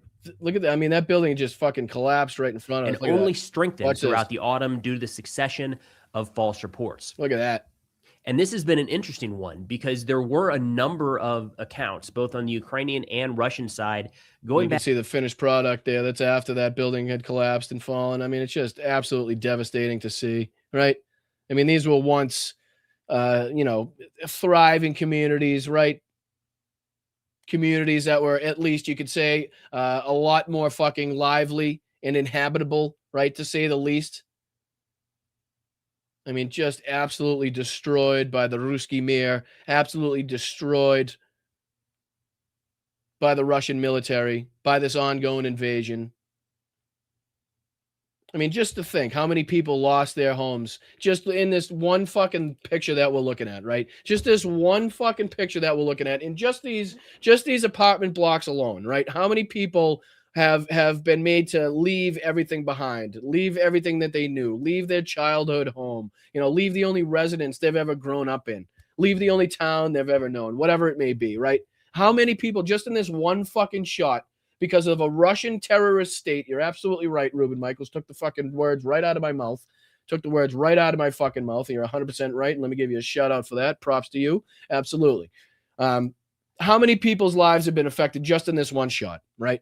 And to think of what a tiny, minute, minuscule aspect of the entirety of what's engaged now in this fucking war is crazy to see. Oh, what's up, Slacks? What's up, brother? Merry Christmas to you. Right back at you, brother. Thank you for being here for 18 months. Much appreciated, man. Hope you had a great one with friends, family, and loved ones. But yeah, let's see if we can dive into here before I spend too much time on that and run out of time. Let's just go over the last couple points in this 20-point peace plan that we were going over the other day. I know we ran out of time on Wednesday's early show, and I do apologize about that. But we did get through the vast majority of these points, which again, the majority of them I have no problems with, which is the main reason why I believe that Russia will never agree to these, right? Ukraine's sovereignty will be reaffirmed. Ukraine will receive robust security guarantees. Article 5, the Article 5 mutual defense clause will remain in effect, right? There are a few kind of mundane bits and points about this where we're kind of, again, taking Russia's formal signing of any treaty or document, as like a promise, which we know that they will break at any and all opportunities, which they have before. But again, I think it's something that is just routinely going to have to be included in these talks, in these negotiations, if they do take place. There was the huge discrepancy about territory, though, right? That's another huge thing you can see here. The Zaporizhzhia nuclear power plant, Zelensky said no agreement had been reached on that. As far as territory here, 14, Zelensky said that this was the most complex point as yet unresolved, which I think is, rather obvious to say that, the territorial fight in this aspect is going to be the biggest kind of point of contention, right? Who gets what territory, whether it's what territory you control now, what territory you controlled in this year, what it's going to be going forward. So again, that's obviously going to be the huge talking point between the Donetsk, Luhansk, the Donbass area in general. So I don't know how much closer, again, with all of these other points that I know Russia isn't going to agree to, and then knowing this, number 14, what it says here, and how much discrepancy there still is and what territory is going to be controlled by whom. I have trouble. I'm very skeptical of how to say that we're any closer to an agreement than we were before. It's good to see that finally, Ukraine has put forward this plan that kind of details and outlines what they want to see and the concessions that they're willing to make, while also saying, hey, there's some fucking huge aspects to this that we have no kind of points of agreement on whatsoever, and that we cannot move forward until we have a point of agreement on this. And again, territory being the most obvious one. So it says Zelensky said the most complex point yet unresolved. Russia wants to have Ukraine withdraw troops from the territory Ukraine still holds in the eastern Donetsk region. Kyiv wants fighting to be halted at current battle lines. Washington has proposed demilitarized zones and free economic zone in the part of the Donetsk region that Kyiv controls. So again, huge aspects still to be gone over. I'm not very or at all confident that when Z goes to Trump, that Trump's going to be, oh, yeah, I like this. This is great. This is good for the Ukrainian people. This is exactly along the lines of what, a peace deal should look like. I'm happy that you were given concessions as far as the number of troops that you're going to have your military to, whereas you probably shouldn't be held to any restrictions whatsoever, considering you're the victims and you were attacked. But good to see you're willing to make concessions and hold your military at, I believe the number is 800,000. Let me just make sure I'm getting that number right. I think it's one of the first few here. 800,000. Number 4, Ukraine will maintain its armed forces at its present strength of 800,000 personnel. Again, something they shouldn't be relegated to do. They shouldn't be required to do, in my opinion. But again, they're willing to make concessions on this point, which is something that you would think the president of the United States would look at and say, okay, look, these people are playing fairly, right? They're engaging in these peace talks in a fair, in fucking level-headed way, right? They're going to have to give up concessions to certain things. This is what they're willing to give up concessions on. But I have no fucking confidence whatsoever, no trust in the fact that Donald Trump's going to be, okay, this is what should put forward. This is what we're going to put pressure on Russia to sign. This is what we're going to put pressure on Vladimir Putin to agree to. It's just not going to happen. It's just not going to fucking happen. And I think it's going to be another stone wall that Z's going to run into with Donald Trump. He may fucking tell him everything he wants to hear at the meeting, or he may take it the opposite way and kind of fucking, denigrate and demean him in front of the world like he did before. But I don't think when it gets to brass tacks and when Donald Trump gets on the phone, if he ever does, with Vladimir Putin, he's not going to forcefully push these types of policies, these types of, points for a peace plan onto Russia and force them to sign anything remotely close to this. Nor do I believe Russia would ever agree to anything remotely close to this. So again, just to kind of reporting for reporting's sake and to tell you what's being proposed, what's being put forth by, again, the victim country, the country that was attacked, what concessions they're willing to make, and how it's the aggressing nature, the aggressor country, nation, that won't agree to these deals, that won't agree to this peace plan, and that wants to continuously carry out these strikes night after night after night on the Ukrainian civilian population. So that should, again, go a long way to prove who wants to continue this war and who's ready to end it, and who's talking in good faith and who's not talking about negotiations and peace deals in good faith. So again, let's just go. I think we had the last few to get to. So we'll start at 15, just in case we didn't get to that one, and we'll just go through the rest of these. So again, 20 points, so only got a few more to get through. So 15 says, after reaching an agreement on future territorial arrangements, both Russia and Ukraine undertake not to alter these agreements by force. Great. I mean, no problem. And I trust the fact that Ukraine, when they promise to do that and undertake and agree to that certain aspect of this agreement, that they will uphold their word. As far as Russia and their fucking bond, their signing, their word means absolutely shit, means nothing, right? So that's just another one of these aspects that I was talking about as far as another time that we're kind of having to take Russia's, signature on something or word for it as promise. And that's just, again, something we've learned not to do. As looking back on history.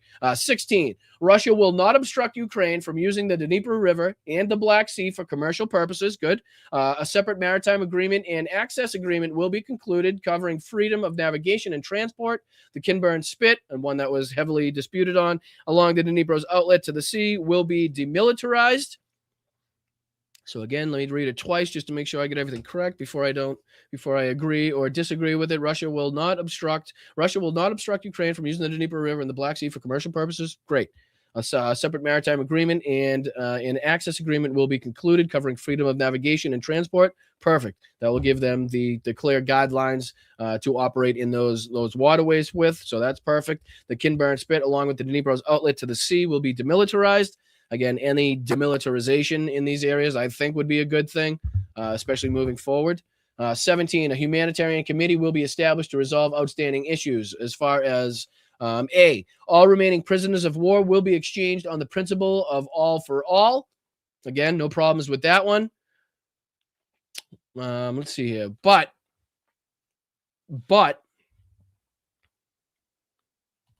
just thinking here, I'm just thinking out loud as I'm reading this. Does that pertain to Russians arrested or captured on the basis of war crimes? Because that would be a whole fucking horse of a different color in my boat, right? That would be something above and beyond just the everyday infantry soldier that was caught up in the fighting, caught as a POW and captured and held in captivity, right? That's, I think, a completely different aspect as to somebody specifically picked up, arrested, convicted of, or suspected of, specific war crimes on the front, which absolutely can happen soldier to soldier. That's not, war crimes are not just perpetrated by the state, right, or the government, or the overall military in itself. It can absolutely be perpetrated by individual soldiers. So again, I would like that to be something. And again, I'm talking about this like it's actually going to come to fruition. Like we're actually going to see like another fucking draft of this come from the United States or something, which I have a hard time believing. But again, in a perfect society, in a perfect world, I would like to see an outline, something be said where this doesn't call for, this doesn't require or engage with, people suspected of war crimes. That's something that I think, and again, if it hasn't already been stated, and like I said on the last show, this could very well just be a Reuters kind of rewriting of these points and not the specific language put into the document. So again, I'd have to look at the actual document put forth by the Ukrainian government and see how that kind of lines up word for word, specifically with the rhetoric and stuff like that. But just going by what this says, it also says B, all civilian detainees and hostages will be returned, including children. Okay, now, how do you go about doing that? Because I would like to see that there would be some sort of council, administrative organization, some sort of humanitarian organization tasked with returning the Ukrainian children that were stolen, that were shipped back, that were stolen from Ukraine and shipped back to Russia, had their identities and names and everything else about them changed, right? Sent in to live with different families. Like, we need to have organizations put together tasked specifically with reuniting those children, those kids kidnapped by Russia, taken out of Ukraine against their will, and reunited with their parents or direct family nearest of kin in Ukraine or wherever they may be around the world, right? If those have fled Europe, or if those have fled Ukraine to different areas of Europe, or fled Europe altogether, for you, wherever it may be. We need specific organizations tasked with that, and I would hope that would be directly written into any peace talks, any peace negotiations signed by both sides on this one, or especially pushed by Ukraine and the United States, right? And then it goes on to say, C, provisions will be made to address the suffering of victims from the conflict.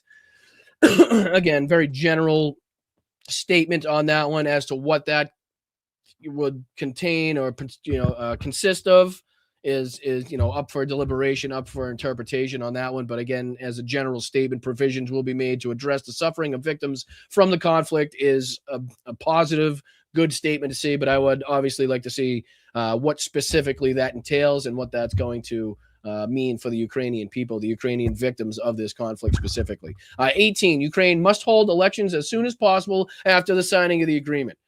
No problems with that. As they've already said, Zelensky has already stated he's willing to have elections. But again, it's signed into the constitution of the Ukrainian people, of the Ukrainian society, of the Ukrainian state, that during a time of war where the whole country cannot engage in those fucking elections, right? Where, guess what? A lot of the territory is being, held by the Russians, which I don't know if you've thought about this, but makes it very difficult for the Ukrainians in that territory to engage in Ukrainian elections while the Russians are occupying the territory, right?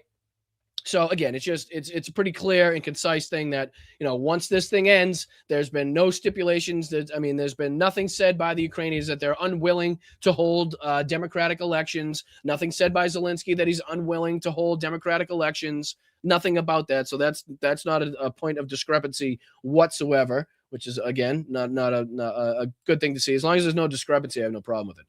19, this agreement will be legally binding. Its implementation will be monitored and guaranteed by a peace council chaired by President Trump. Ukraine, Europe, NATO, Russia, and the United States will be part of this mechanism. Sanctions will apply in case of violations. I mean, just why his name has to be attached to this, right? And again, this is the old fucking, rubbing his palm while you're giving him the handshake type of thing, right? This is trying to schmooze Donald Trump into again, going with this plan, I know what they're trying to do as far as this is concerned, because it's been said and brought up by Trump before. They're kind of throwing him a bone, in this regard, so to speak, right? So where they're kind of not only where his name is implemented in this, it might give him more reason to read this, where you're like, hey, don't worry, your name is in here somewhere, right? So just read the whole thing and you'll find your name and you'll be happy when you see it. You know how we heard in his first term, his first administration, where in order to get him to read the the daily memos, the daily briefs of for the president, they had to literally write his name, interject his name into the fucking daily briefings, so it would like hold his attention, because otherwise he would just lose interest and he wouldn't fucking read it. Same thing here, I believe. So along the same lines of what Ukraine is trying to do here, like implement his name, make him feel like he has more power and prestige than he actually does have, right? Make him feel like, he's kind of the top dog in this when he's really not. But that's kind of, I believe, why this is kind of stipulated in here by the peace plan put forth by Ukraine, if I was to guess. And then finally, once all parties agree to the statement, a full ceasefire will take effect immediately. Okay, so that is the full 20-point peace plan that Ukraine unveiled. I believe it was on Wednesday. And let me just see here, Trump. I'm just going to bring this up real quick, because I do believe it's Friday that they were supposed to meet, or they are supposed to meet. Let me see here. I'll just play this quick little clip here. Zelensky heads to Florida for high-stakes meeting with Trump. Pause, share this tab, make it big on your screen. Where the hell did this go? Right there. And then away we go. All right, let's go. This is just real quick, less than 2 minutes, I think, less than 2.5 minutes, to give us an update on what this meeting, where it's taking place, how it's going to take place, what it may consist of, what Z may hope for coming out of it. Just a little bit. Let's go. Spending part of his Christmas day on the phone with U.S. officials in the ongoing talks to bring peace to the Russia-Ukraine conflict. International correspondent Will Denslow has the latest. According to reports, Ukraine's President Volodymyr Zelensky will travel to the United States this weekend for a meeting with the U.S. President Donald Trump at his Mar-a-Lago residence in Florida this Sunday. So he's making him go down to Mar-a-Lago. He's making him go down to fucking Mar-a-Lago to talk about, again, the most important fucking peace talks in Europe, if not the world, since World War II. And he's making him go down to fucking Mar-a-Lago. So we'll see how that is received. We'll see how Z is received. We'll see what kind of attitude and mood Donald Trump is in during that meeting and what comes out of that, because we can plainly see, concessions by Ukraine. We can plainly see the 20-point plan that they've put forward. So we'll see the response. Apparently that was, again, in conjunction with the United States. I do believe it says that on, So it says here, Ukraine unveils 20-point peace plan proposal under discussions with the U.S. So, again, we'll find out just how much involvement and approval the United States have of this 20-point peace plan, as opposed to, again, the 28-point plan that Russia put forward to begin with, and that they applauded and wanted to see put in place, and that Steve Witkoff was fucking jumping up and down about. Yeah, that one. Yeah. So again, let's see if we can just throw what was I just looking at? This one? My apologies. Deep state map. This one? No. Oh, this one. Let me throw this back on. All right, let's just finish this one out. This comes after the Ukrainian leader had a roughly an hour-long phone call with senior U.S. officials, including President Trump's son-in-law, Jared Kushner, and Special Envoy Steve Witkoff. Now, you got to know that Zelensky's fucking frustrated to the high heavens with now having to deal with Jared fucking Kushner. What is Jared fucking Kushner's involvement in this? What is his historical fucking relevance to stopping a war in Europe, right? Besides the $2 to $3 billion he's taken in from from Mohammed bin Salman, who was responsible for the death of Jamal Khashoggi, right? Where, again, he's not even spending that money, not even investing that money, but living off the dividends, living off the interest that he receives just from having that $2 to $3 billion sitting in that account, which is the exact reason why, that MBS overruled his own financial advisors when they advised him not to release this money to Jared Kushner, he basically said, I don't give a fuck what you say, release the money, because I have an understanding that basically this is just so he can live off the interest instead of actually investing this money, which he has absolutely no, professional fucking history in doing, right? Just nothing in his career to point towards that he's responsible or worthy of being responsible for $2 billion worth of investment money. And now all of a sudden he's interjected himself not only in the first administration with what happened with the talks and the agreements and deals with Israel, right?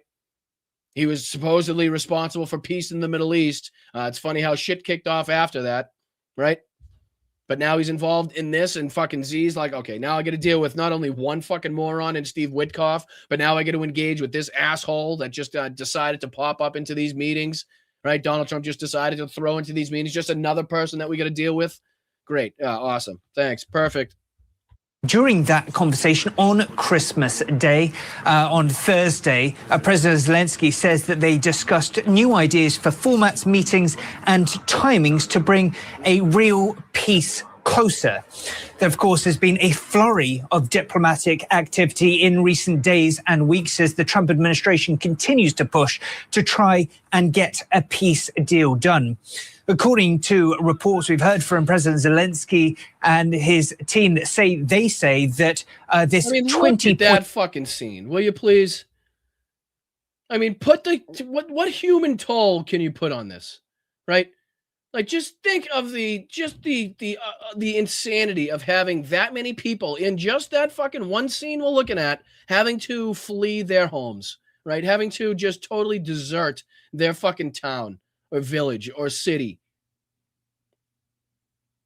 I mean, it's just fucking utterly heartbreaking. It really is. Every time I see something like this, wherever it is, whether it's Gaza, any point on the front lines in Ukraine, just to see what these fucking people are still having to put up with on a daily basis is just absolutely fucking heartbreaking. I mean, again, this is well past the point in which this entire fucking town had to pick up everything they own, everybody they love, and vacate because of the fucking Russian horde, because of the Ruski Mir, because of their fucking relentless, disrespect for the civilian population of any country that they're invading. I don't know. Sorry. It just kills me every time. Peace plan that's been the framework of negotiations is roughly 90% there, but Zelensky saying that what is required is face-to-face meetings with his US counterpart to hammer home those final details. What those are, well, it's likely to revolve around security guarantees, of course, so central to Kyiv accepting any kind of peace plan going forward. What they're seeking is assurances from Washington, here in Brussels, from European leaders, as well as NATO. And well, these include an Article 5 type security guarantee from NATO, essentially meaning that an attack on one is an attack on all. So expect that to be central to these conversations. Also, the issue of potential territorial concessions. President Zelensky has opened the door to that, saying he'd be willing to discuss the potential of creating a free economic zone in parts of the Donbass region. So again, we can expect that to be central to those conversations between the US and Ukrainian president. And again, just more examples, just another example of the Ukrainian people, of the president of Ukraine, Volodymyr Zelensky, being willing to engage in concessions, to be willing to engage in free and fair peace talks that would see the end of this conflict that Russia is just not willing to engage in. Like, we've seen this time and time and time again. Stated by the Ukrainian people, stated by the fucking government of Ukraine, stated by fucking Volodymyr Zelensky himself. Time and time and time again. That they are more than willing to live within the realities of what is taking place, to recognize that they are in a position where concessions absolutely have to be made, but they're not willing to make concessions that is going to affect or impact their country negatively going forward in the future, or give Russia a leg up or a foot up or the financial or economic ability to rebuild their military just to undertake this same action 2, 3, 4 years down the line. And the United States on every single fucking possible turn is not playing ball and is more willing to help the Russians and more willing to put pressure on the Ukrainian government and the Ukrainian people and Volodymyr Zelensky than they are ever willing or have ever been willing to put pressure on Vladimir Putin and the Russian fucking government and the Russian military. And that's just what it is. So we will see what comes from this meeting between this latest meeting here, or this upcoming meeting, I should say, between Z and Trump.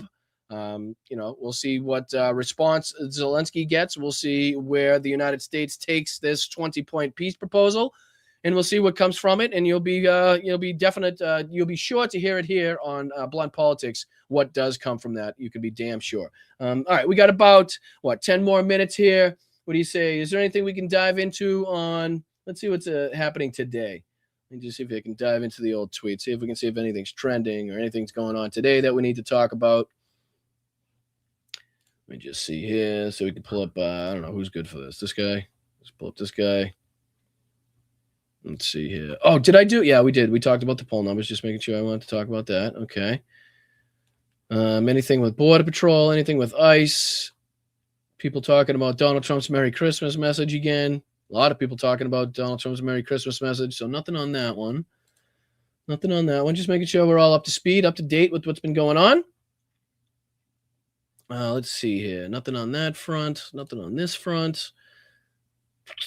A lot of people taking the last few days of the end of the year off between Christmas and New Year's as well. So I'm sure you'll be seeing a lot of like best ofs, right? Some repeats on some podcasts and some shows that you watch. Because like I said, a lot of people don't typically come back to till after the new year. But let's just see if there's anything that we missed. I'll throw this up on your screen so you guys can dive into this while I'm diving into it as well. Just trying to see if there's anything newsworthy that we missed. 2 hours ago, the White House posted a pic of Trump in the Oval Office, but he's actually at West Palm Beach Golf Club right now. Oh, so that's the one that we looked at. So they're trying to make it seem like Donald Trump's at the White House, but he's actually playing golf in West Palm Beach. Some more propaganda by the White House. America first. Meanwhile, he's on the fucking golf course. All righty. Let's see. What else we got? That's the Merry Christmas message everybody's talking about. Merry Christmas message everybody's talking about. Merry Christmas message everybody's talking about. Merry Christmas message everybody's talking about. Jesus Christ. Peace on earth, goodwill to men. ICE never sleeps, full throttle. What is this, on Christmas? ICE support Christmas Eve deportations. Jesus Christ, these people just fucking make me sick. Oh, did you see this one by Howard Lutnick, Mr. Math Major? Clearly Howard was a math major, and I'm no mathematician myself. I suck at math. Above and beyond the multiple multiplications, addition, subtraction, and that stuff. As soon as they started entering and incorporating the alphabet into math, that's when I kind of lost it. Like, I don't know what 12A and 12B and 12C have to do with 12D. Just can you separate the alphabet and the fucking in the numbers for me? That would be fantastic. But yeah, let's check out Howard Nutlick, Howard, whatever his name is here. Again, not knowing how to do math. The 4.3 GDP growth, beating it by a full point of 3.3. How does that affect our bottom line, our pocketbook issues? So just think, the whole world out there in the third quarter, the United Kingdom grew 0.1, the European Union grew 0.4, and Japan fell 0.6%. Fell 0.6%. Donald Trump's economy grew, the United States of America, the biggest economy in the world, 4.3%. What that means is that Americans overall, all of us, are going to earn 4.3% more money. Does he honestly think that's what it means? Do we really, truly think that that's what this fucking so-called businessman believes when he talks about that? Did you guys see a 4.3% increase in your paycheck this week? Because that's what he's saying. That's quite literally what he's saying. That we can all expect 4.3% more stuff. 4.3% more money in our paychecks. 4.3% more gas in our gas tanks. 4.3% more oil in our fucking oil tanks, in our heating, right? That's what he thinks it means. Jesus Christ. Oh, my God. What are we doing? How did we get to this point? How did we get here? Oh, yeah, that's right. This guy. This guy. Oh, and by the way, there were a few people that did actually, I think Kyle Kalinske posted, I'm not sure if it's still up, but he did post that 60 Minutes clip, the CCOD clip that, was supposed to be taken down. Remember how I showed on my show about 30 seconds of it? Remember, I was like, I'm kind of skeptical on if I could play this because it's been taken down. And I showed about, I don't even think it was 30 seconds. I think it was about literally maybe 15 seconds of it. And then I just kind of they wanted me to take it down. They wanted to give me a fucking strike. They wanted me to take down that 30 seconds of my show that it was on the screen. I knew it. So I think Kyle kind of reversed the image. I think he may have doctored the audio a little bit to try to switch it up as much as possible. But as last I checked, it was still up on his page again, in case anybody hadn't seen that 60 Minutes clip that was aired mistakenly in Canada, because Barry Weiss and these other incompetent fucking morons are just that, incompetent morons. And again, they didn't think, hey, maybe we should take this off the airwaves in Canada because people have phones in Canada too. They can record in Canada. So people ended up posting it. They saw it. They posted it. It's been out. So again, it's been taken down off multiple platforms. It's been removed off multiple channels. People have been given strikes for it. I was threatened myself. I didn't take it down myself. So we'll see what kind of action comes from that. But fuck them. I mean, what are they going to do? The government is going to tell me that I can't show you something that the Free Press put out. Go fuck yourself. How about that? Is that blunt enough here at Blunt Politics for you? Hey, Donald Trump. Hey, government. Hey, United States. Fuck you. How about that? I ain't taking it down. People deserve to see it. Just because it makes you look bad, just because it paints you in a bad light and proves everything that we've been saying about your administration, doesn't mean that I'm fucking able or willing to comply with your requests or demands to fucking not show the American people or my audience what they deserve to see. So fucking double-fisted, go fuck yourself. How about, I got something for you. Donnie. Hold on, let me see here. It's let me see. It's it's one of these. Hey, Donnie. Go fuck yourself. All right, that's what I got to say about you. It ain't coming down. But again, I'm not saying I'm brave or anything like that. I didn't play the whole thing. I kind of knew what was going to happen. I saw it coming with what was going on with the other channels and everybody else that tried posting it. So big ups to, again, people with much bigger platforms that are kind of putting that at risk. But again, I'm not really familiar with how to reverse and fucking doctor audio and all that shit. So I just kind of play it as is. You know what I mean? But all right, let's get into thanking some people. I appreciate you guys. Thank you so much. Let me get into the Venmos here. And again, I know tough week for everybody. I know everybody's probably spent in more ways than one, from, presents and gifts and parties and stuff like that. So again, don't for a second think that you are obligated or, have to provide or contribute to the show. All I ask for is that the people that do find themselves in the financial position to do so, and if you do find yourself liking what you're hearing, if you enjoy the show, if you enjoy the chat and the family and the community that we've created here, please think about, sending $1 or $2 into the Venmo. That is a fantastic way to help the show directly. You can also choose from 3 different platforms, 3 different levels on Patreon. So Patreon, Venmo, signing up here for a YouTube membership, backbones of the community, goes a long way in helping make sure that this, this show can stay on the airwaves and that we reach 20,000 subscribers at some point. So thank you from everybody. And again, I want to recognize that is, my hand up. I know it's a tough week for everybody, so I'm not expecting. So I just want to make sure I'm thanking people from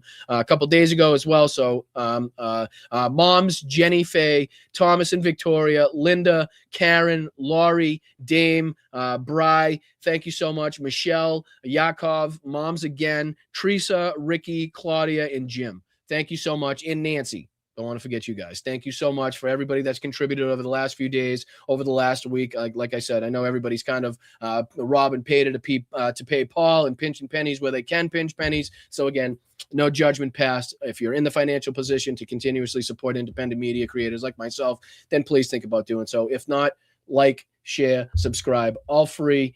You can watch all of my content for free. None of that is behind a paywall. I'm going to sell you nothing. There is no ads that I import myself to try to sell you anything. Nothing like that. I try to do it 100% the right way, and that is with the financial contributions of the audience members that either find some value in what I'm saying, find some entertainment, or find basically a way to kill some time during the day. So thank you guys so much. Let's hop into the people that contributed and were nice enough to be here on YouTube.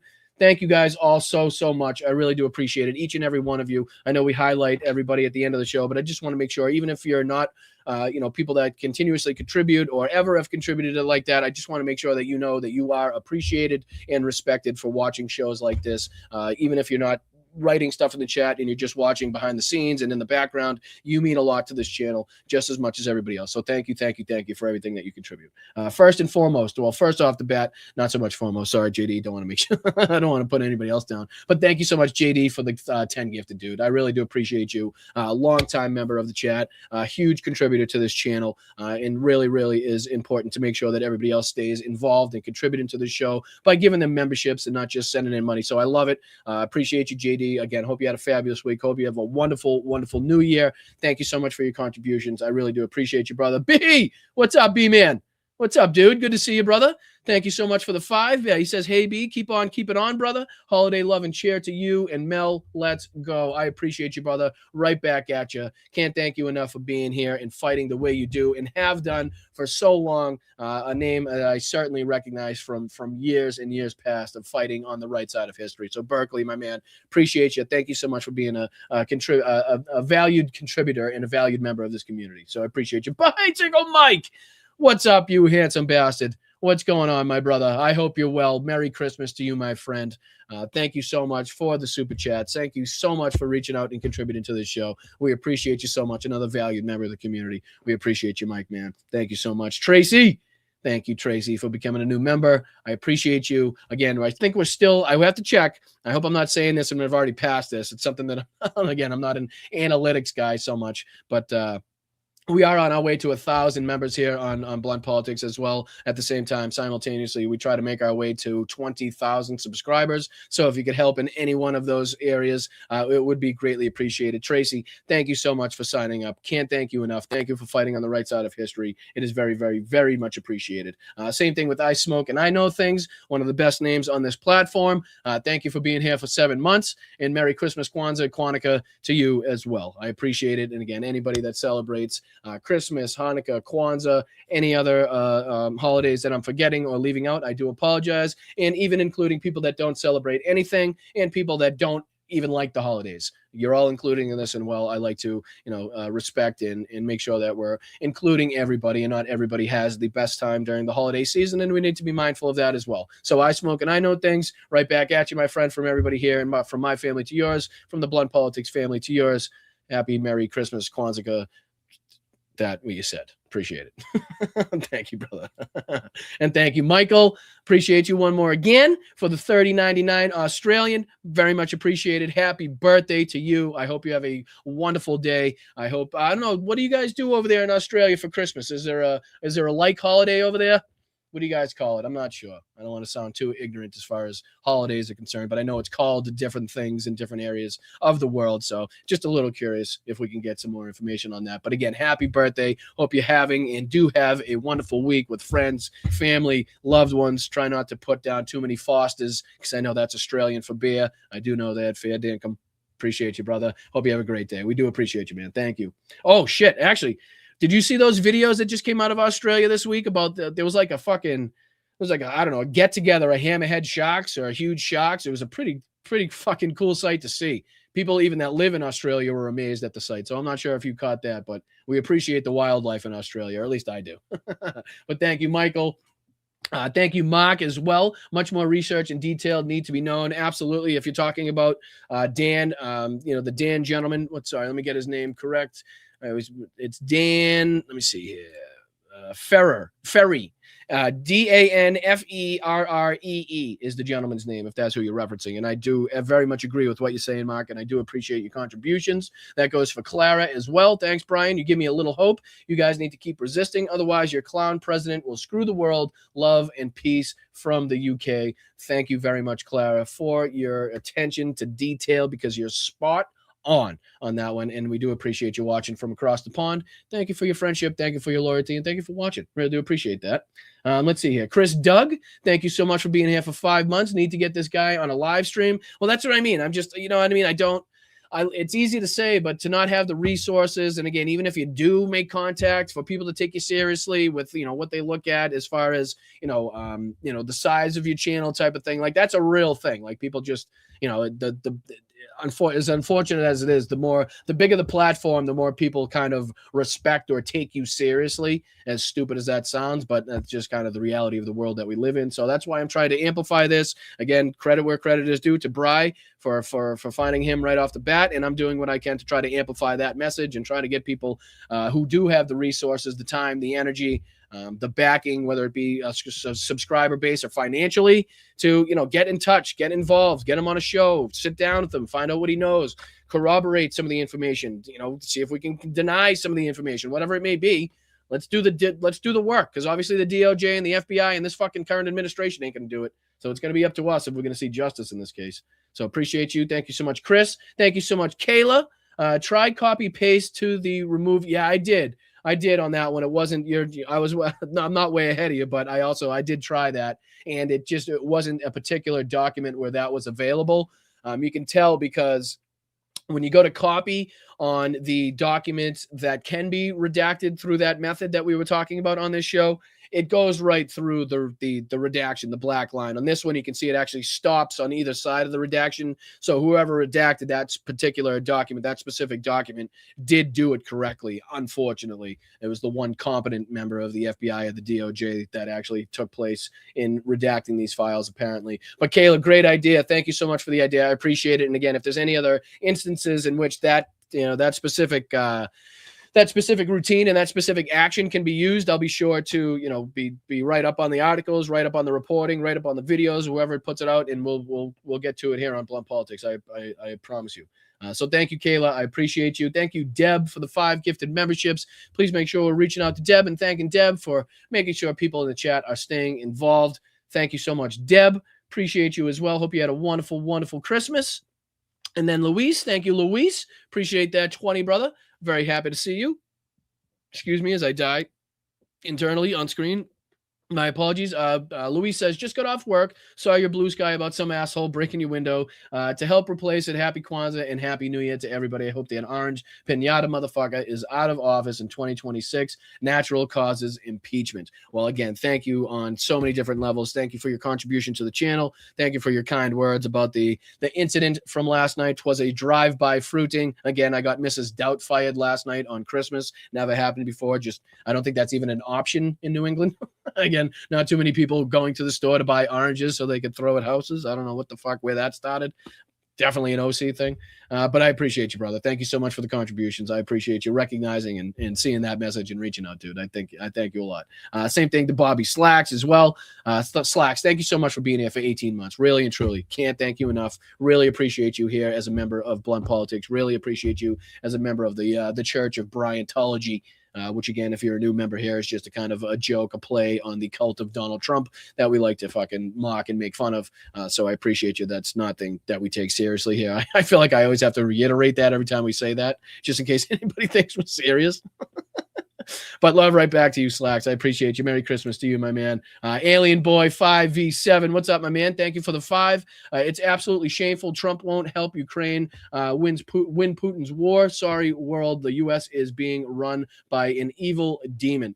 It is, and it's so unpredictable too, right? Like it would almost be easier to combat and to deal with if he was just like openly out front and open about like his wanting to see Vladimir Putin and Russia do better in this negotiation, in this war, in the outcome of this than he does in Ukraine. But, it's the flip-flopping and the back and forth. And yes, we will send these missiles. And no, we won't send the missiles. And yes, we're thinking about this weapon system. And no, we won't send this weapon system. And we're going to give Ukraine this. No, we won't give them that. We're going to give Putin 25 fucking deadlines of 30 weeks apiece so we can continuously kill Ukrainian citizens, right? So there's no, rhyme or reason. There's no fucking through line that you could point to, right? It's clear that he has much more respect and regard for Vladimir Putin and Russia than he does for Ukraine.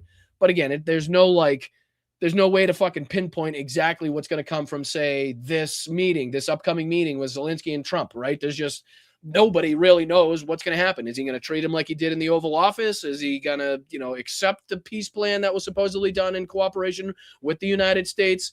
You don't really know, right? It's hard to predict. So that's another aspect of this that makes it a lot more difficult for Zelensky, a lot more difficult for NATO and the European Union to deal with. It's just what it's hard for them to choose what path and what stance and how difficult the rhetoric should be because, some chances look like they're seeing some light at the end of the tunnel, and then other parts it's like, okay, he's definitely on the fucking side of Russia, right? And then there's like a little bit of, it's crazy. It's a back and forth. It's definitely an added aspect, an added difficulty to this war that shouldn't be there. Should be very obvious and specific and clear that the United States is on the side of democracy, is on the side of our allies, is on the side of Ukraine.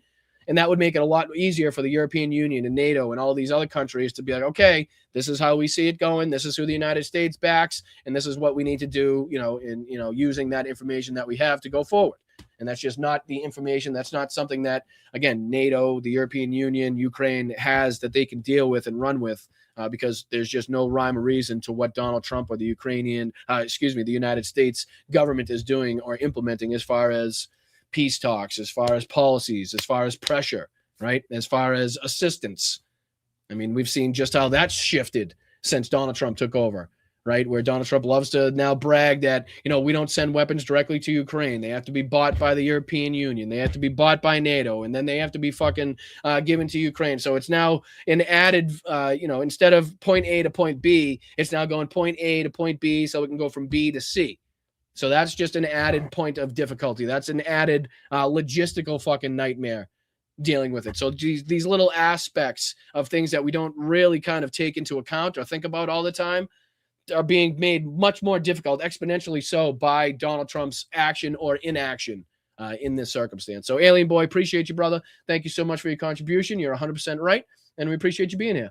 Thank you, Mark, as well. Here's my 4.3%. Thank you, dude. That's the old fucking Howard Nutlick bonus percentage. I appreciate that, Mark. You're a funny bastard. I appreciate you, dude. JJ, what's up, Jay? Appreciate you, man. Hey, Brian, that form of math is called ABC, easy as fucking, yeah. Come on, algebra. Why, as soon as, why? Who was the first person who was like, what would make this math even better is if we started incorporating the alphabet. That's what we should do. Because it would be fucking much better if we put an X behind this 12.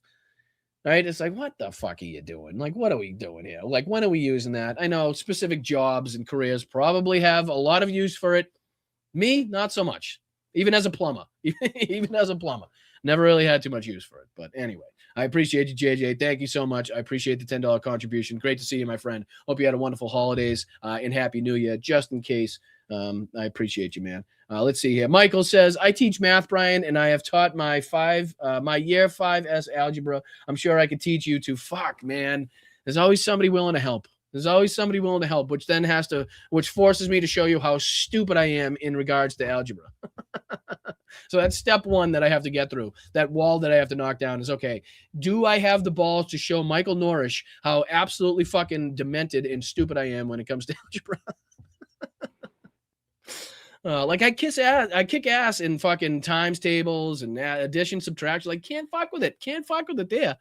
But algebra, just can't do it. But I appreciate it. Also, Witkoff should be called Titkoff because all he does is choke on Russian teats, and he is meant to nego. So I understand the sentiment. Believe me, it's not hard for me to get the sentiment. I'm just not sure what nego is, but I appreciate it, brother. And absolutely, I might have to take you up on that offer. If at any point politics come down, how far in politics you make it comes down to how much algebra you know, I'll be sure you'll be the first call I make. I promise you'll be the first call I make, and we'll be getting right down into the nitty gritty of algebra. But I appreciate the offer. I appreciate the contribution a lot. I appreciate you watching from Australia. Putting up with the time difference and everything. And I appreciate the support for the United States. Thank you for being on the right side of history, Mike. I appreciate you, brother. Thank you so much. That also goes for Colleen. Lots of people today. You guys are amazing. You really are amazing. Thank you, Colleen. Probably more views than if it was on U.S. network. Probably more views than if it was on U.S. network. What are we specifically referencing? I'm lost on that one. I apologize. I'm sure it's probably more views than if it was on U.S. network. Oh, the Canadian. Okay, the Canadian 60 Minutes, if I'm not mistaken. You're probably right.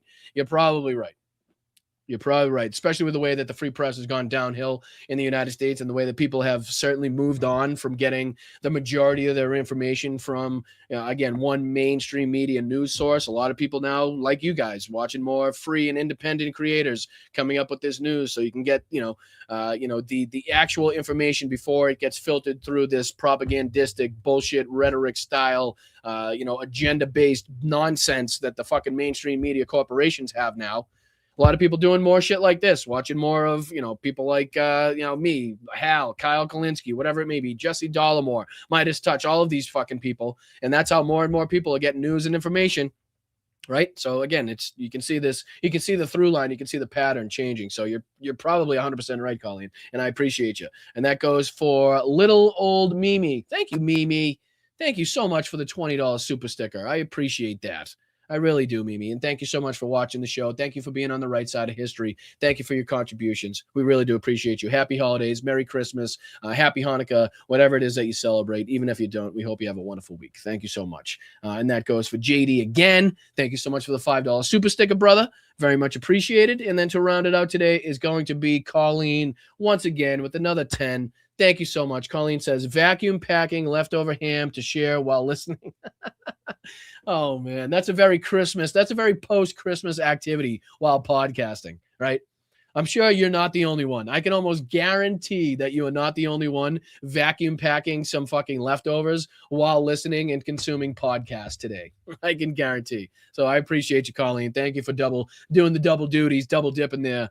Vacuum packing and podcasting at the same time. I appreciate. Oh, one more. Hold on, Colleen's back. Yeah, 60-minute show. I figured. Thank you for clarifying. I apologize for having you, have to come out with another $2 out of pocket to correct me on that one. I apologize, but thank you so much for clarifying. And you're probably, like I said, you're probably 100% right.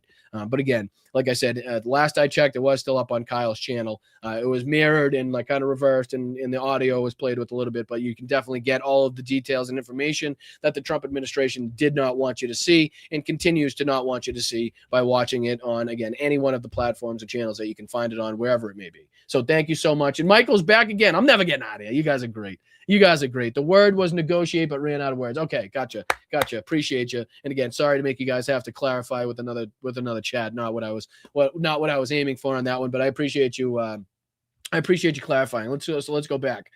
Let's see here. So he says Witkoff should be called Titkoff because all he does is go and he chokes on Russian teats when he's meant to negotiate. Okay, makes sense. Gotcha. But like I said, the sentiment was pretty plain and clear, pretty obvious from the beginning. Definitely didn't beat around the bush on that one. So, all right, I appreciate you guys. I am going to. Do we have more people? Am I missing more people? JD again. This is for the Antifa Bog, the troll. Thank you, brother. I appreciate you, man. And I think there was another one in here too. Mark G. Yeah, thank you for the other two. Epstein, Trump. Absolutely. And I'm doing the best I possibly can as an independent creator with the resources that I have, with the platform that I have. Like I said, I posted all of this to the biggest platform I have, which is still TikTok, where I have 200 and almost 50,000 followers on TikTok. Guess how many people saw the video that I posted? I don't even think 1,000. Don't even think 1,000. Right. And, it's kind of the theme remains on all of these platforms. So I'm doing my best to try to get it out there. But my reach is only such where, you guys kind of have to pick up the slack from there and hopefully share it out to other platforms, other creators, and see what they do from there. So, again, I'm doing my best to try to, seek justice, seek accountability, and do what the mainstream media is failing to do on a daily basis. So thank you guys for tuning in. Thank you guys for watching. Thank you, Mr. Farce. I didn't miss you just to keep you here longer. I love you guys. I really do. I appreciate you so much. I can't thank you enough, and I can't say, show you guys how much I appreciate the community that we've built here. We've got funny people. We've got smart people. We've got funny and smart people. We've got old people. We've got young people. We've got creative people. We've got athletic people. We've got people from inside the states, outside the states, people from the military, people that served everything. So I can't thank you enough. I really am very appreciative and blessed with the community that we've built here. And again, I hope you know how appreciative I am of the time that you spend here with me and the family here at Blunt Politics. So before I get too emotional, I'll let you go. Thank you so much for everything that you do. Hope you enjoy, again, if you're still with friends and family and sharing time with loved ones on your Christmas holiday, your Christmas break, please make sure you make the most out of it. Make sure you're telling everybody in your family how much you mean to them, how much you care about them, because you never know when that opportunity could be ripped away from you. So please make sure you're taking that time with your friends and family, making the most out of it. I appreciate you guys. I will see you Sunday for the main show, right? What's today? What? I don't even know. I'm all fucking screwed. Is today Friday? What's today? Thursday? Friday? Fuck. Hold on. Today's Friday, so I'll see you Sunday. All right, and we'll have some reports on this, on the Zelensky-Trump meeting, right? I'm sure we'll have some updates on that as well. So let's see if we can see y'all guys on Sunday. Hit that like button on the way out. Subscribe to the channel. I'm Boston Bryant. This is Blunt Politics. I really, really do appreciate your help and your contributions in building this platform up and helping get all the news and information out there. Thank you. Please make sure you check out all of my channels, all of platforms, whether it be Blue Sky, whether that is Substack, whether that is, again, Instagram, Twitch, Facebook, here on YouTube. Please make sure you're checking out the shorts, the videos that I put out. It goes a long way in helping. It really does. So I appreciate you guys. I'm Boston Brian. This is Blunt Politics, and I will see you guys Sunday. All right. Enjoy the rest of your day. Merry Christmas. Happy New Year. What's Sunday's date? Hold on. Give me a second. Sunday will still be 1 second. Sunday is all right. Sunday's still December. So we still won't be in 2026. So we'll still be able to say Happy New Year to everybody. So all right, I'll let you go. I appreciate you guys. Thank you so much. Go enjoy and support other independent creators and other independent platforms just like this one, just like you do here. I know you will. Thank you guys.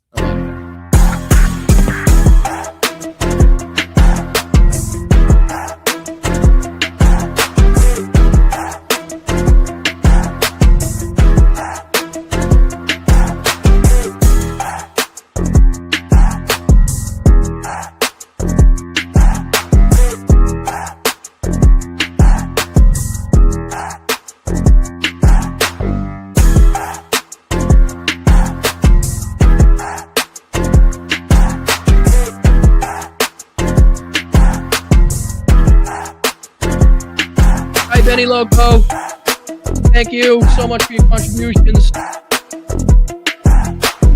Thank you, Chris. Slavo Plane, you. Royal Slavo.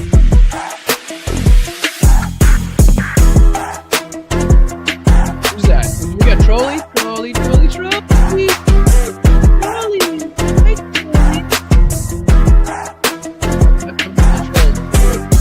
Or go fuck yourself. Go fuck yourself.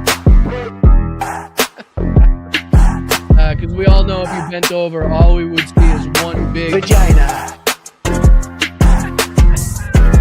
Sorry, you had to do it. Had to do it.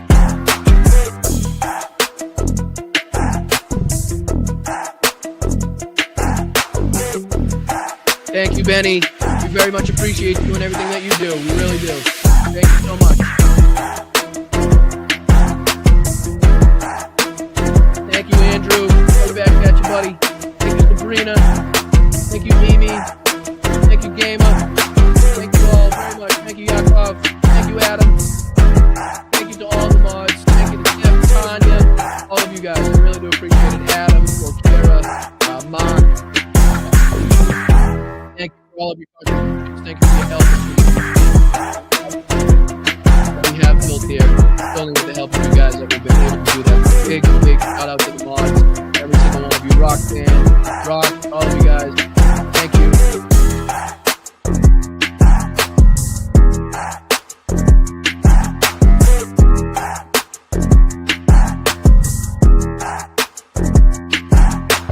Somebody said, is that a Trump statement or is that real?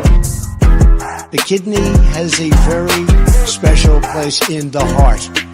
It's an incredible thing. It's a new form of vicious violation to our country. For minors, do we love minors? I love minors. For minors, do we love minors? I love minors. You know, they're just getting acclimated. You know what that means, acclimated? rest of my life, I have the curse that I have little hands. Little hands. Call them dumps, big massive dumps. I'm standing up here bashing the living shit out of Nazis. I'm standing up here bashing the living shit out of Nazis. What uranium is, right? This thing called nuclear weapons and other things, like lots of things are done with uranium, including some bad things. Thank you, Vicky. Thank you to everybody on Facebook, everybody on YouTube, Twitch, Instagram, everybody that follows me on all my platforms. Thank you for everything that you do. I really do appreciate it. Thank you, Jess. Thank you, Horde Bloomer. Thank you, Cheryl. Thank you, Karen.